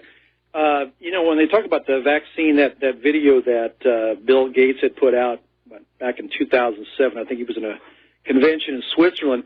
I think if it's coming down to depopulation, he mentioned vaccines, using vaccines to depopulate. Yes. I think what he's probably referring to is more of a sterilization, because I think we're seeing already fertility rates are going down.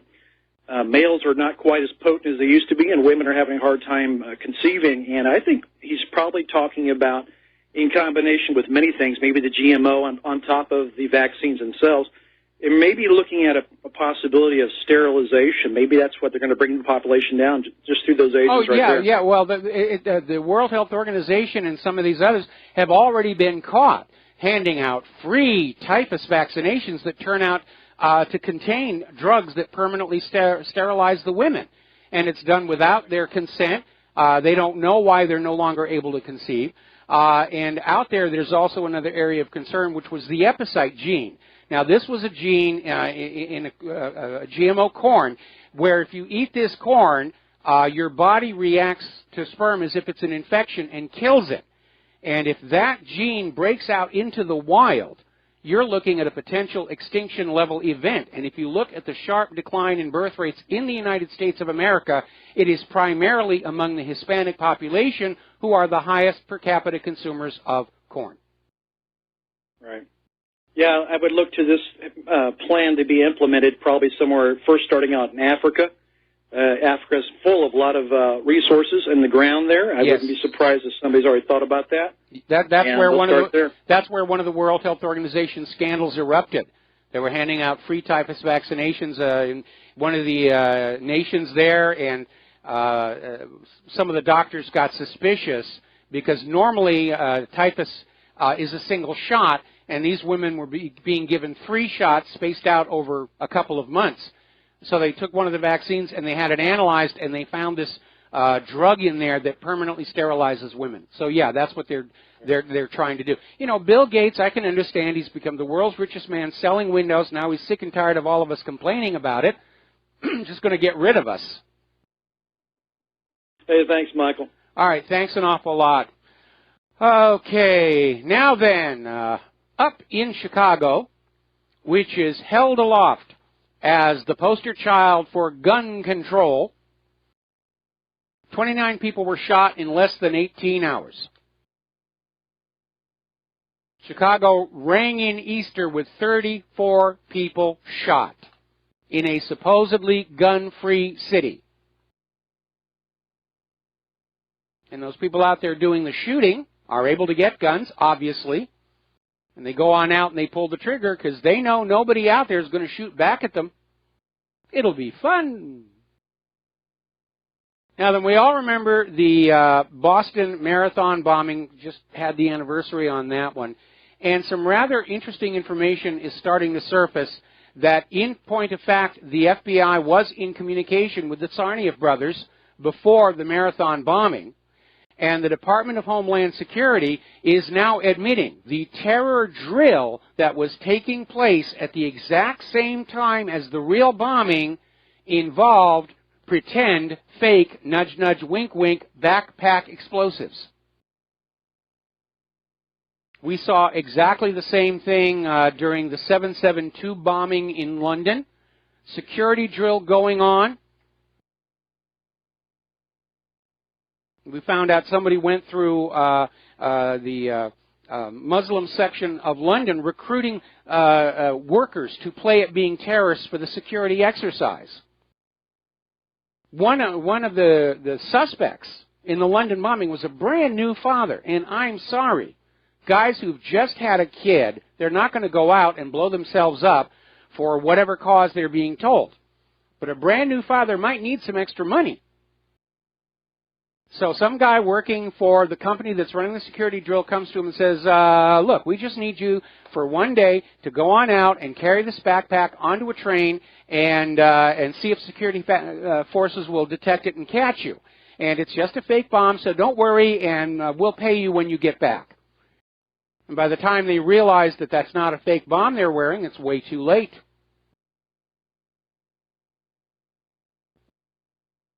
Now, the reality is that the Marathon bombing, we know it was not the Tsarnaev brothers, because the photographed remains of the pressure cooker bombs showed them in black backpacks with a square white patch on the top of them. The photos of the Tsarnaev brothers, just before the explosion, one is wearing a white backpack, the other one wearing gray. Neither one has the patch. But there were people in the area wearing those black backpacks with the white squares on top. And they were all dressed identically with black jackets and khaki pants. When they were by themselves, they just looked like ordinary people. But when they were standing together, it was obviously a uniformed team of some kind. But I could have gone into that court and gotten Zokar acquitted just on the basis of a reasonable doubt. Because if the bombs are in black backpacks and the Tsarnaev brothers were wearing white and gray backpacks, that's your reasonable doubt right there.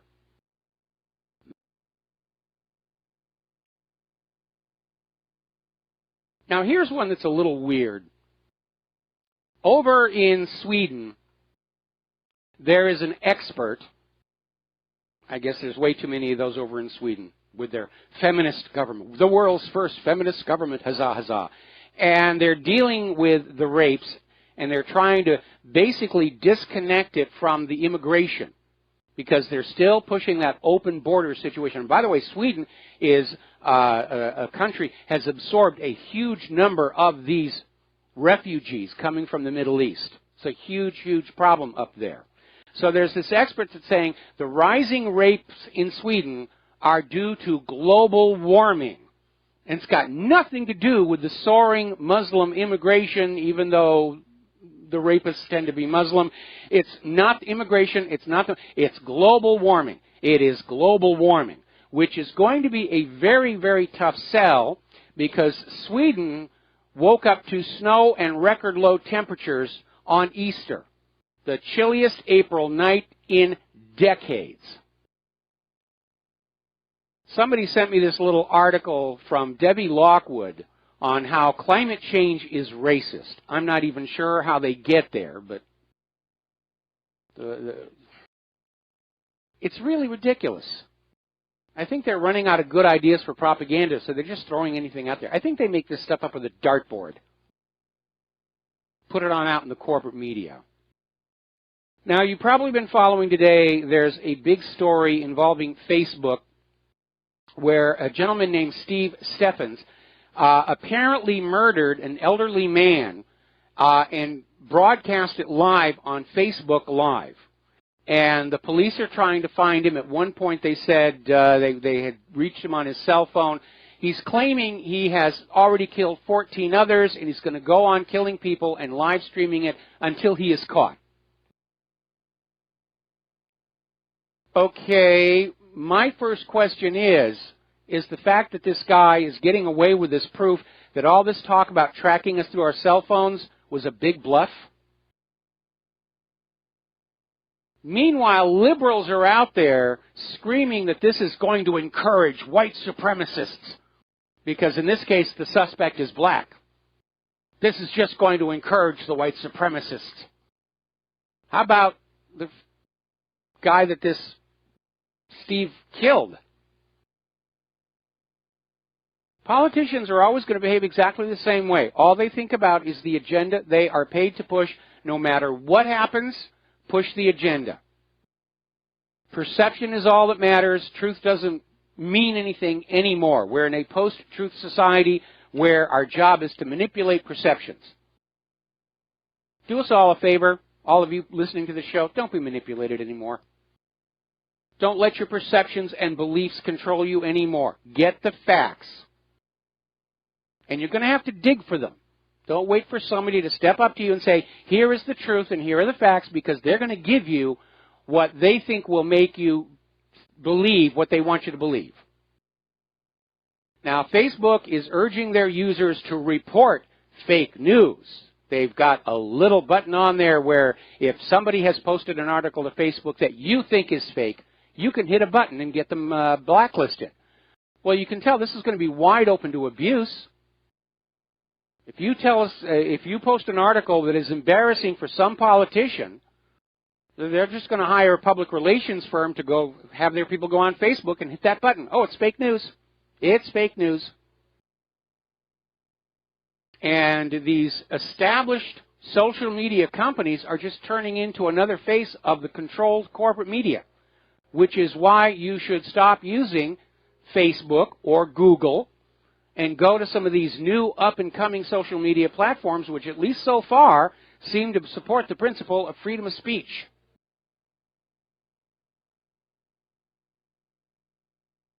So, meanwhile, even though Facebook is out there deleting articles about Hillary's crimes and all the rest of it, they're still allowing articles on child pornography and extremist material.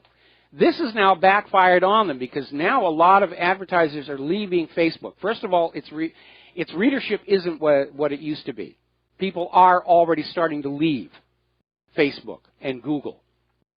But apparently, Facebook is putting some of their advertisers' ads along this very, very questionable material. And the advertisers are getting very, very upset about it, which I can certainly understand. I can certainly understand that.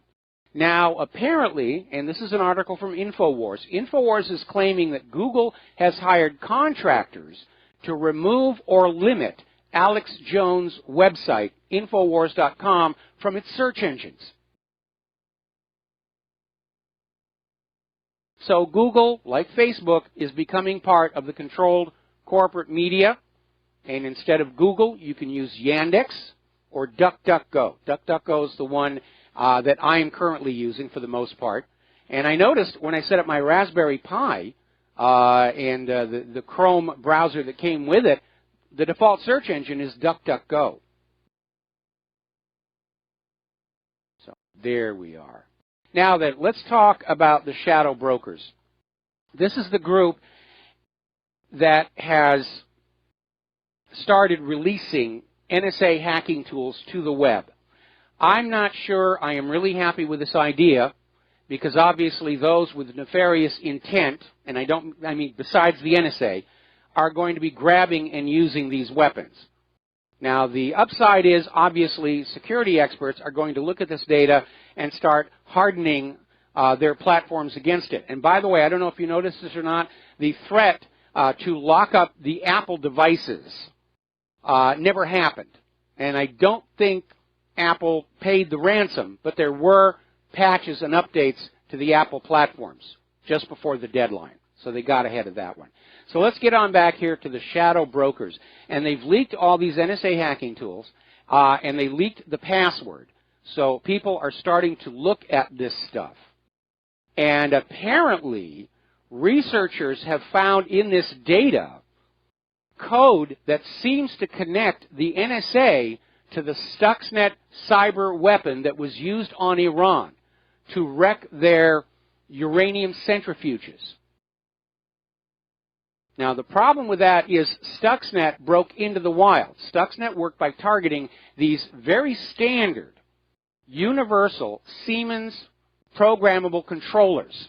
And they're not just used in nuclear facilities. They're used anywhere that you have computerization in your manufacturing process. Washing machines, fast food, whatever. And Stuxnet broke into the wild, and it caused all kinds of damage to factories all over the world, especially in places like Russia. They're not happy about that. Now, we know that at the time of the tsunami and earthquake at Fukushima, Stuxnet was in computers around Fukushima itself. We're going to have more about this when we come on back from these words from our sponsors. Join us on the air, 800-313-9443. Aloha, America. Welcome back to our show here. And we're going to take a phone call. Charles in Canada, aloha. Welcome to the show. What's on your mind? Charles in Canada, are you there? Okay, we seem to have problems with our phone system. I'm here. Sorry, I seem to get cut off there for a second. I'm here. I've got a piece of information that I heard on Alex Jones yesterday. I thought you would find very interesting. He had Daniel Estulin on. Yes. And Estulin said that that the president is backed by the Rothschilds. And Clinton was backed by the eugenicists, and they basically have a difference of opinion, and I thought that would really tie up the thing as to why there's the pro-Israel stance. So having heard that, I thought that's something you would find interesting.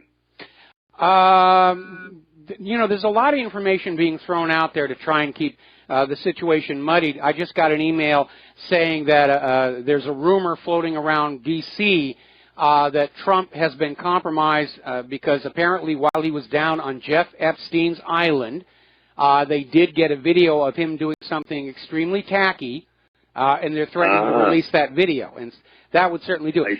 And again, I cannot understand anybody going to Epstein's island knowing it's obviously a honey trap and it's going to be wired and cameraed, and it shows extremely reckless behavior. But that's another rumor that's floating around.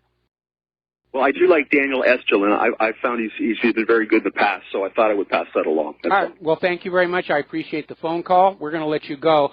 Now, getting on back to the shadow broker story. Basically, in this dump of NSA hacking tools, researchers have found strong indication that the NSA was, at least in part, the creator of the Stuxnet cyber weapon that was deployed against Iran's uranium centrifuges. And you need to understand that just within Iran, they were running the risk of creating a radioactive accident. If the centrifuges had broken open or something else like that, or if it started a fire, that uranium hexafluoride is combustible. But apparently, hey, we don't care, it's just Iranians. So Stuxnet broke out of Iran. It caused all kinds of damage all across the world, especially across Asia and Russia, because it targets these standard Siemens programmable controllers that are used to interface computers to various bits of machinery. And Stuxnet is known to have been in computers around the Fukushima power station when the quake and tsunami hit. And the Fukushima power station used those same Siemens controllers targeted by Stuxnet, and it is a matter of record that when the tsunami hit, many of the safety systems at Fukushima failed to operate correctly.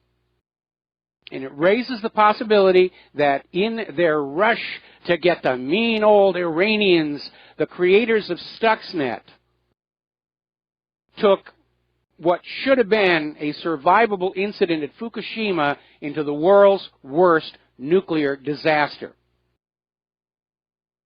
And what is really alarming is this mindset that it's okay to do this kind of stuff as long as you achieve the objective.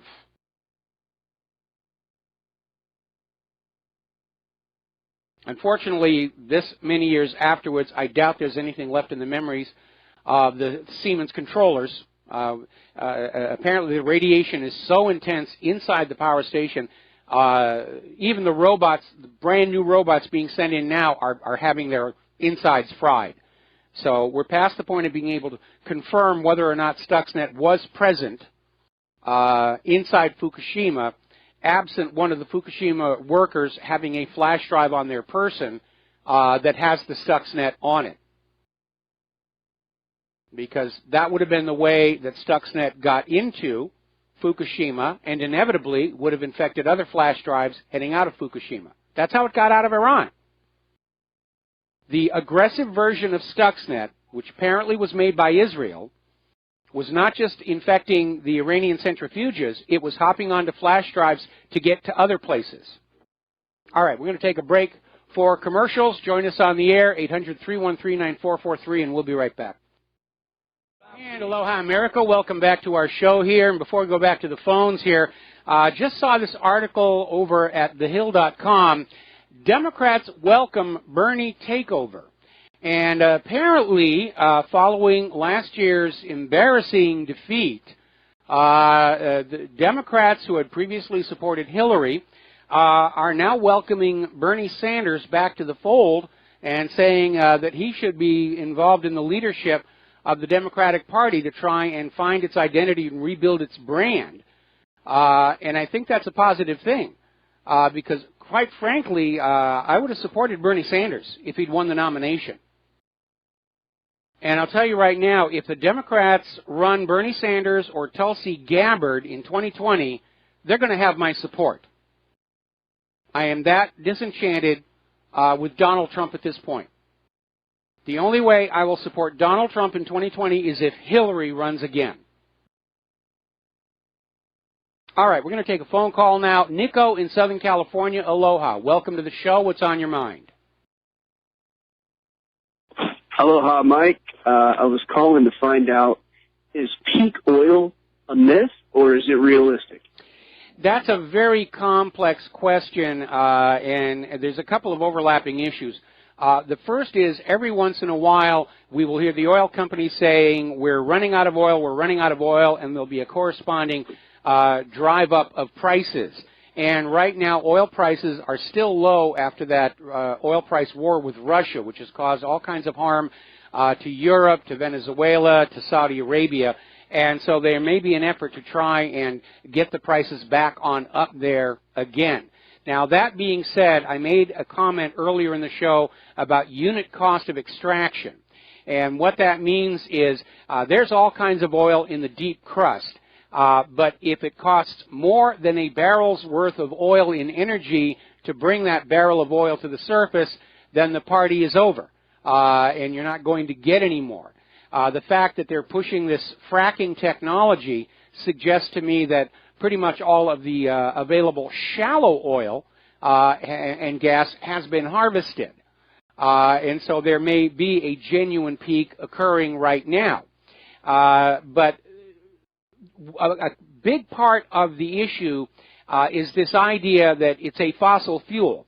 And that goes back to the fact that coal, which is actually kind of solidified oil, was found in strata that had fossils in it. And so the conventional wisdom is all the oil and gas and coal is basically the remains of these life forms that were compressed down into carbon and coal. And scientists now are beginning to realize that what actually happened is oil flowed up into these fossil-bearing strata and hardened there, and it was just a coincidence the fossils are in the coal. A lot of research is starting to show that oil didn't come from the dead dinosaurs, that it is in fact still being produced by deep crust microbes who are producing vast quantities of methane and methane under heat and pressure forms these longer chain hydrocarbon chemicals that form the basis of petroleum. But again, it's deep in the crust, and unfortunately the human race is using up the oil faster than all those microbes can produce it. At some point... Do you have any... I'm sorry. Go ahead, Mike. I was going to say, at some point, I do think that we need to think about other forms of energy, like fusion power. The problem is most of the oil and gas is sought after by war-making countries because you can't power a battleship on solar cells. Yes, there are nuclear-powered submarines and aircraft carrier, but the vast majority of our naval fleet is still fueled on petroleum products, kerosene primarily, and it uses up huge amounts of those resources, and that's why they're trying to get ordinary people to switch to electric-powered cars, which, for the most part today, are still powered from oil-fired power plants. The electric car is really only going to be a solution when we have another source of electric generation. Obviously, fission nuclear power has dangers, but it is still favored because fission nuclear reactors produce bomb stuff. You could get electric power from what is called the thorium cycle reactors, and they're considerably safer and less toxic than uranium fission reactors, but you can't get bomb stuff out of thorium reactors, and that's why most countries aren't really investing in them, although some countries are starting to build thorium cycle reactors. Ultimately, I think if they can get hot fusion to work, or they can find out, what is actually going on with what is called cold fusion, because while they acknowledge it's not really fusion, there is something going on there that seems to be producing a surplus of energy. And I know the U.S. military is experimenting with it. But the biggest market for oil and gas is the war machine. Well, that actually answered, all of my questions, Mike. Okay, well, good. Thank you so much. All right, well, you're welcome. And thank you for the phone call. We're going to switch over to Tom in Florida. Aloha, Tom. Welcome to the show. What is on your mind? Michael, yeah, good day, Michael. You're kidding me about supporting Bernie Sanders over Donald Trump. Let me explain something, Michael. Trump right now is 50% approval rating. It's going up. And let me ask you something, Michael. Wait a minute. The people who are telling you Trump's approval rating is going up are the same people who told you Saddam Hussein had nuclear weapons. Rasmussen and all Newsmax and all, they're all Fox. They're all saying that today in the news. But what I want to say is this, Michael. You got to be kidding. You got a schmuck like Bernie Sanders. You would support him, that schmuck, that Zionist, that idiot communist. That guy's a total blowhard communist, Michael, and you know that. And he's a commie from... Hello? We seem to have lost the connection. All right. Well, basically, in a nutshell, and again, it was like I did last year. It wasn't so much that I was for Trump as I was opposed to Hillary. In 2020, I'm going to be opposed to Donald Trump. And if it comes down to Bernie Sanders versus Donald Trump, yeah, I'm going to go for Bernie Sanders. I'd love to see Tulsi Gabbard get in there. I am so impressed with her, and I'm not just being prejudiced because she's from right here on this island of Oahu. This is clearly an independent spirit out there. All right. Now then, we were talking about computers, including, obviously, the ones that are running our phone system. And as we mentioned before, we're going to mention it again, Microsoft is now pulling the support trigger on Windows 7 and Windows 8 for the newest Intel and AMD chips. Now, normally when Microsoft comes out with an operating system, it will be released. Then when the next operating system comes along, support for the first operating system will continue. Security upgrades, bug fixes, and so forth and so on, until the operating system is formally sunset, at which point it supposedly goes away.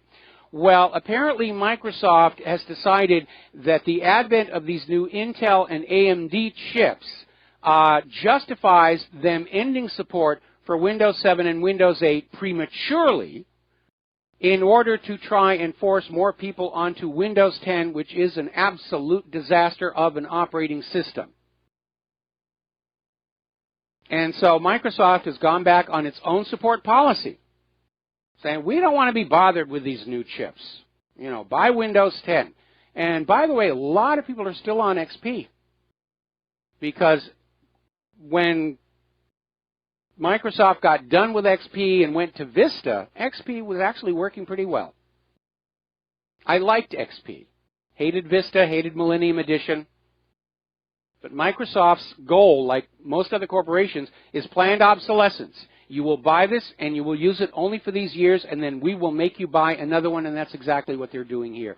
And the problem we have with Microsoft, and indeed much of the American software industry, is the new products coming on out are nowhere near as good as what they're replacing.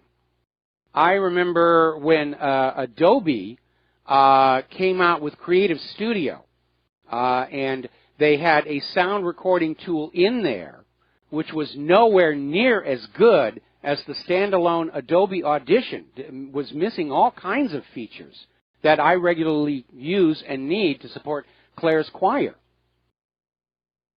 And again, if you've never seen it, there's a documentary out there called The Lightbulb Conspiracy or Pyramids of Waste that talks about planned obsolescence.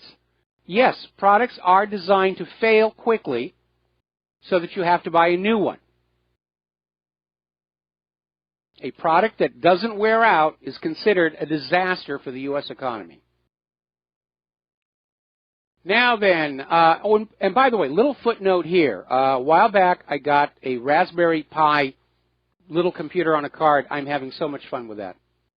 It is really, it's fun. It reminds me of what it felt like in the early days of computers with the Apple and the Commodore 64 and, you know, machines where you can get in there and talk to the bare metal. And, of course, with all the open source software that's out there, you can verify for yourself that you don't have a whole bunch of NSA spyware in there.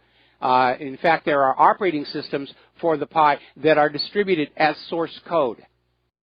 So you can actually put together your own computer that you know is free from surveillance software. And that would be a really good thing. Now then, on to science and health. You're going to love this one. Apparently, fire-retardant chemicals used in mattresses and fillings in furniture are linked to a 74% rise in thyroid cancer tumors. And, of course, the problem with a mattress is when you're asleep at night, your face is buried in that thing. You're breathing what comes out of that mattress, whether it's mites or the chemicals used in the manufacture. And you know, all those foam mattresses you're seeing advertised all over TV, apparently they're putting out all kinds of toxic chemicals. But that's okay, we got your money, and the mattress is making money, and that's the only thing that really matters. And if you get cancer, well, that's good for the medical industrial complex, because then they get your money. Now then, over in Iran, you're going to love this one. Iran has held a national nanotechnology Olympiad for school students. And these kids are, school students are working on nanotechnology. They're coming up with the next thing. It's a technology incubator, and they're trying to come up with a domestic industry, products based on nanotechnology. When was the last time you saw something like that in the American school system? You're not going to find it under Common Core. Common Core is too busy teaching everybody that human-caused global warming is real. And the Second Amendment doesn't give you an individual right to keep and bear arms. One of the reasons for all of these H-1B visas that are out there is because American education isn't producing students that are trained in the latest technologies for industry.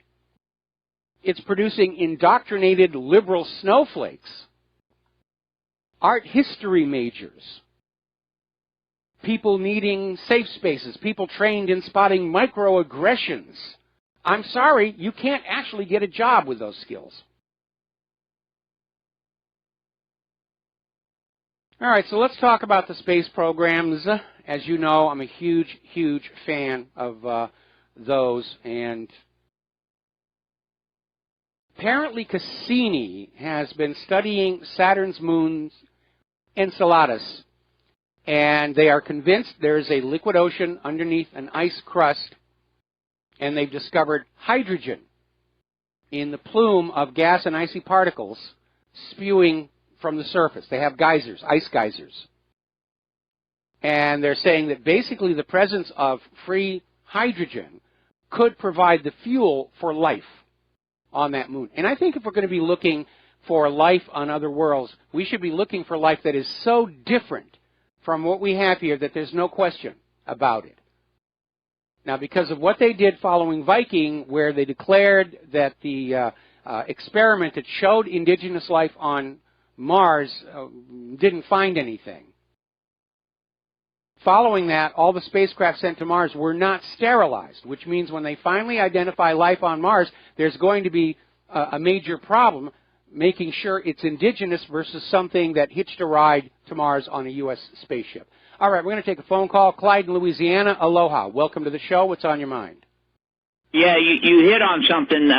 It's the updates that kills those old systems in that computer, and they say that Windows 10, you can't stop the automatic updates. It will force you to update. You can't turn them off. But my tech over at my telephone company said he went around the back, and you can shut off the automatic updates in Windows 10. I just wanted to put that out. Yeah, you can. It's very, very difficult to do, but you can. But you're kind of caught in a bind here because if you turn off the updates and you don't get the security updates, you could get hit by cyber criminals. But if you turn on the updates, you might get something from Microsoft that actually wrecks the system. Because they've had a couple of major embarrassments where they'll send out an update patch to their computers, and it'll cause huge amounts of damage. It'll brick the machines, and these people are having to back up and restore from a previous version. And it's a shame that computers and software are indemnified from product liability because they're not going to produce a better product until they have a financial incentive to do so. But as long as you have certain industries like computers, software, vaccines that can't be sued for bad product design, they're going to go on selling bad products because that is more profitable than selling a product that's been tested and made perfect. Okay, well, like I got an old Windows Vista that won't do everything because they shut a lot of stuff off, but it never took updates and it still works. And I don't care who hacks into my computer as long as it works, but there's no financial information in there, nothing. I got nothing in there they can steal. So yeah, the same here. I'm good to go. The same here, yeah. We don't keep our banking information on the computers, and neither should you, because it's open season on computer users and smartphone users, tablet users, and apparently the government is okay with it because people are buying security software, and that's good for the economy to make you buy things you don't really want and wouldn't need if the government would actually do its job. But again, with all this NSA spying and CIA computer spying and FBI and everything, they don't really seem to be able to get a handle on the computer crime. And remember, Kaspersky says that the Equation Group hackers are actually part of the NSA. The NSA may be the biggest cyber criminals of all. We got to take a break for commercials. Thank you for the phone call, Clyde, and we'll be back with the last segment of our program after these few words. And aloha, America. Welcome back to the show here. Now, one of my favorite movies of all time is, of course, 2001: A Space Odyssey. And it was actually that movie, along with Mary Poppins, which got me interested in going into visual effects in motion pictures. And, of course, there was a sequel, 2010, and I remember this one line in 2010 where the Roy Scheider character has just reawakened from hibernation. He's on this Russian spaceship. They're going out to Jupiter. And there's a lot of tension on the flight deck because back on Earth, Russia and the U.S. are edging closer and closer to war. And the Scheider character, Hayward Floyd is his character name, and he's talking to the rest of the crew, said, look, our governments may be enemies, but we're scientists. And they all make friends and they move forward with a scientific mission.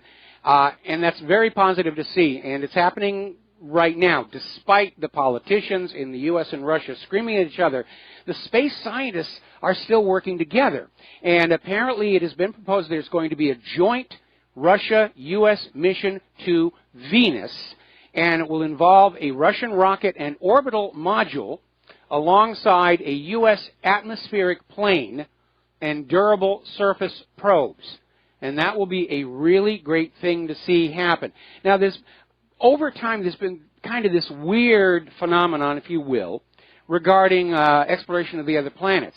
The U.S. has had very good luck on Mars and terrible luck on Venus. Russia has had great luck on Venus and terrible luck on Mars. And it just sort of worked out that way. It's certainly not intentional. But I think this would be really good. There's a lot of interesting things happening on Venus. And it's great to see that they're still moving forward saying, yeah, our politicians can be idiots. Let's actually work together and make something wonderful happen. Anyway, I actually got an email here from somebody who apparently has taken a Raspberry Pi computer and is actually using it to run a complete automated radio station. Now, when I started in radio way back again, we had turntables and round knobs and little cart machines and everything, but you can run it all out of computers now, which is what RBN does. It can take a lot of equipment, but this individual apparently has a complete automated radio station running on a single Pi computer, and he says the audio quality is actually better than his older computer with the expensive audio card. And even better, he can actually run this thing on solar power. Obviously not the transmitter itself or the internet connection. I don't know if he's going out over the air or not. But yeah, that's the beauty of the Pi. You've got, in fact, you can even use it as an emergency computer. Just have it all set up with what you're going to need, put it in your bailout kit, and you've got a computer you can take with you. It's certainly a lot easier to carry than a laptop. And they do run on very, very little power, especially this one, the Pi Zero. I mean, look how, for those of you on BAM user, look how tiny that is. That is a complete Linux computer. And that is just, I'm stunned because I'm old enough to remember how big computers used to be. There's the music. Time for me to go on out and do the Jim Goddard Show. We'll be back here tomorrow on Republic Broadcasting. Please share what you are learning here with everybody. We are on the verge of World War III. It is up to we, the American people, to put a stop to this nonsense before it really gets out of hand. We'll be back tomorrow. Aloha, America.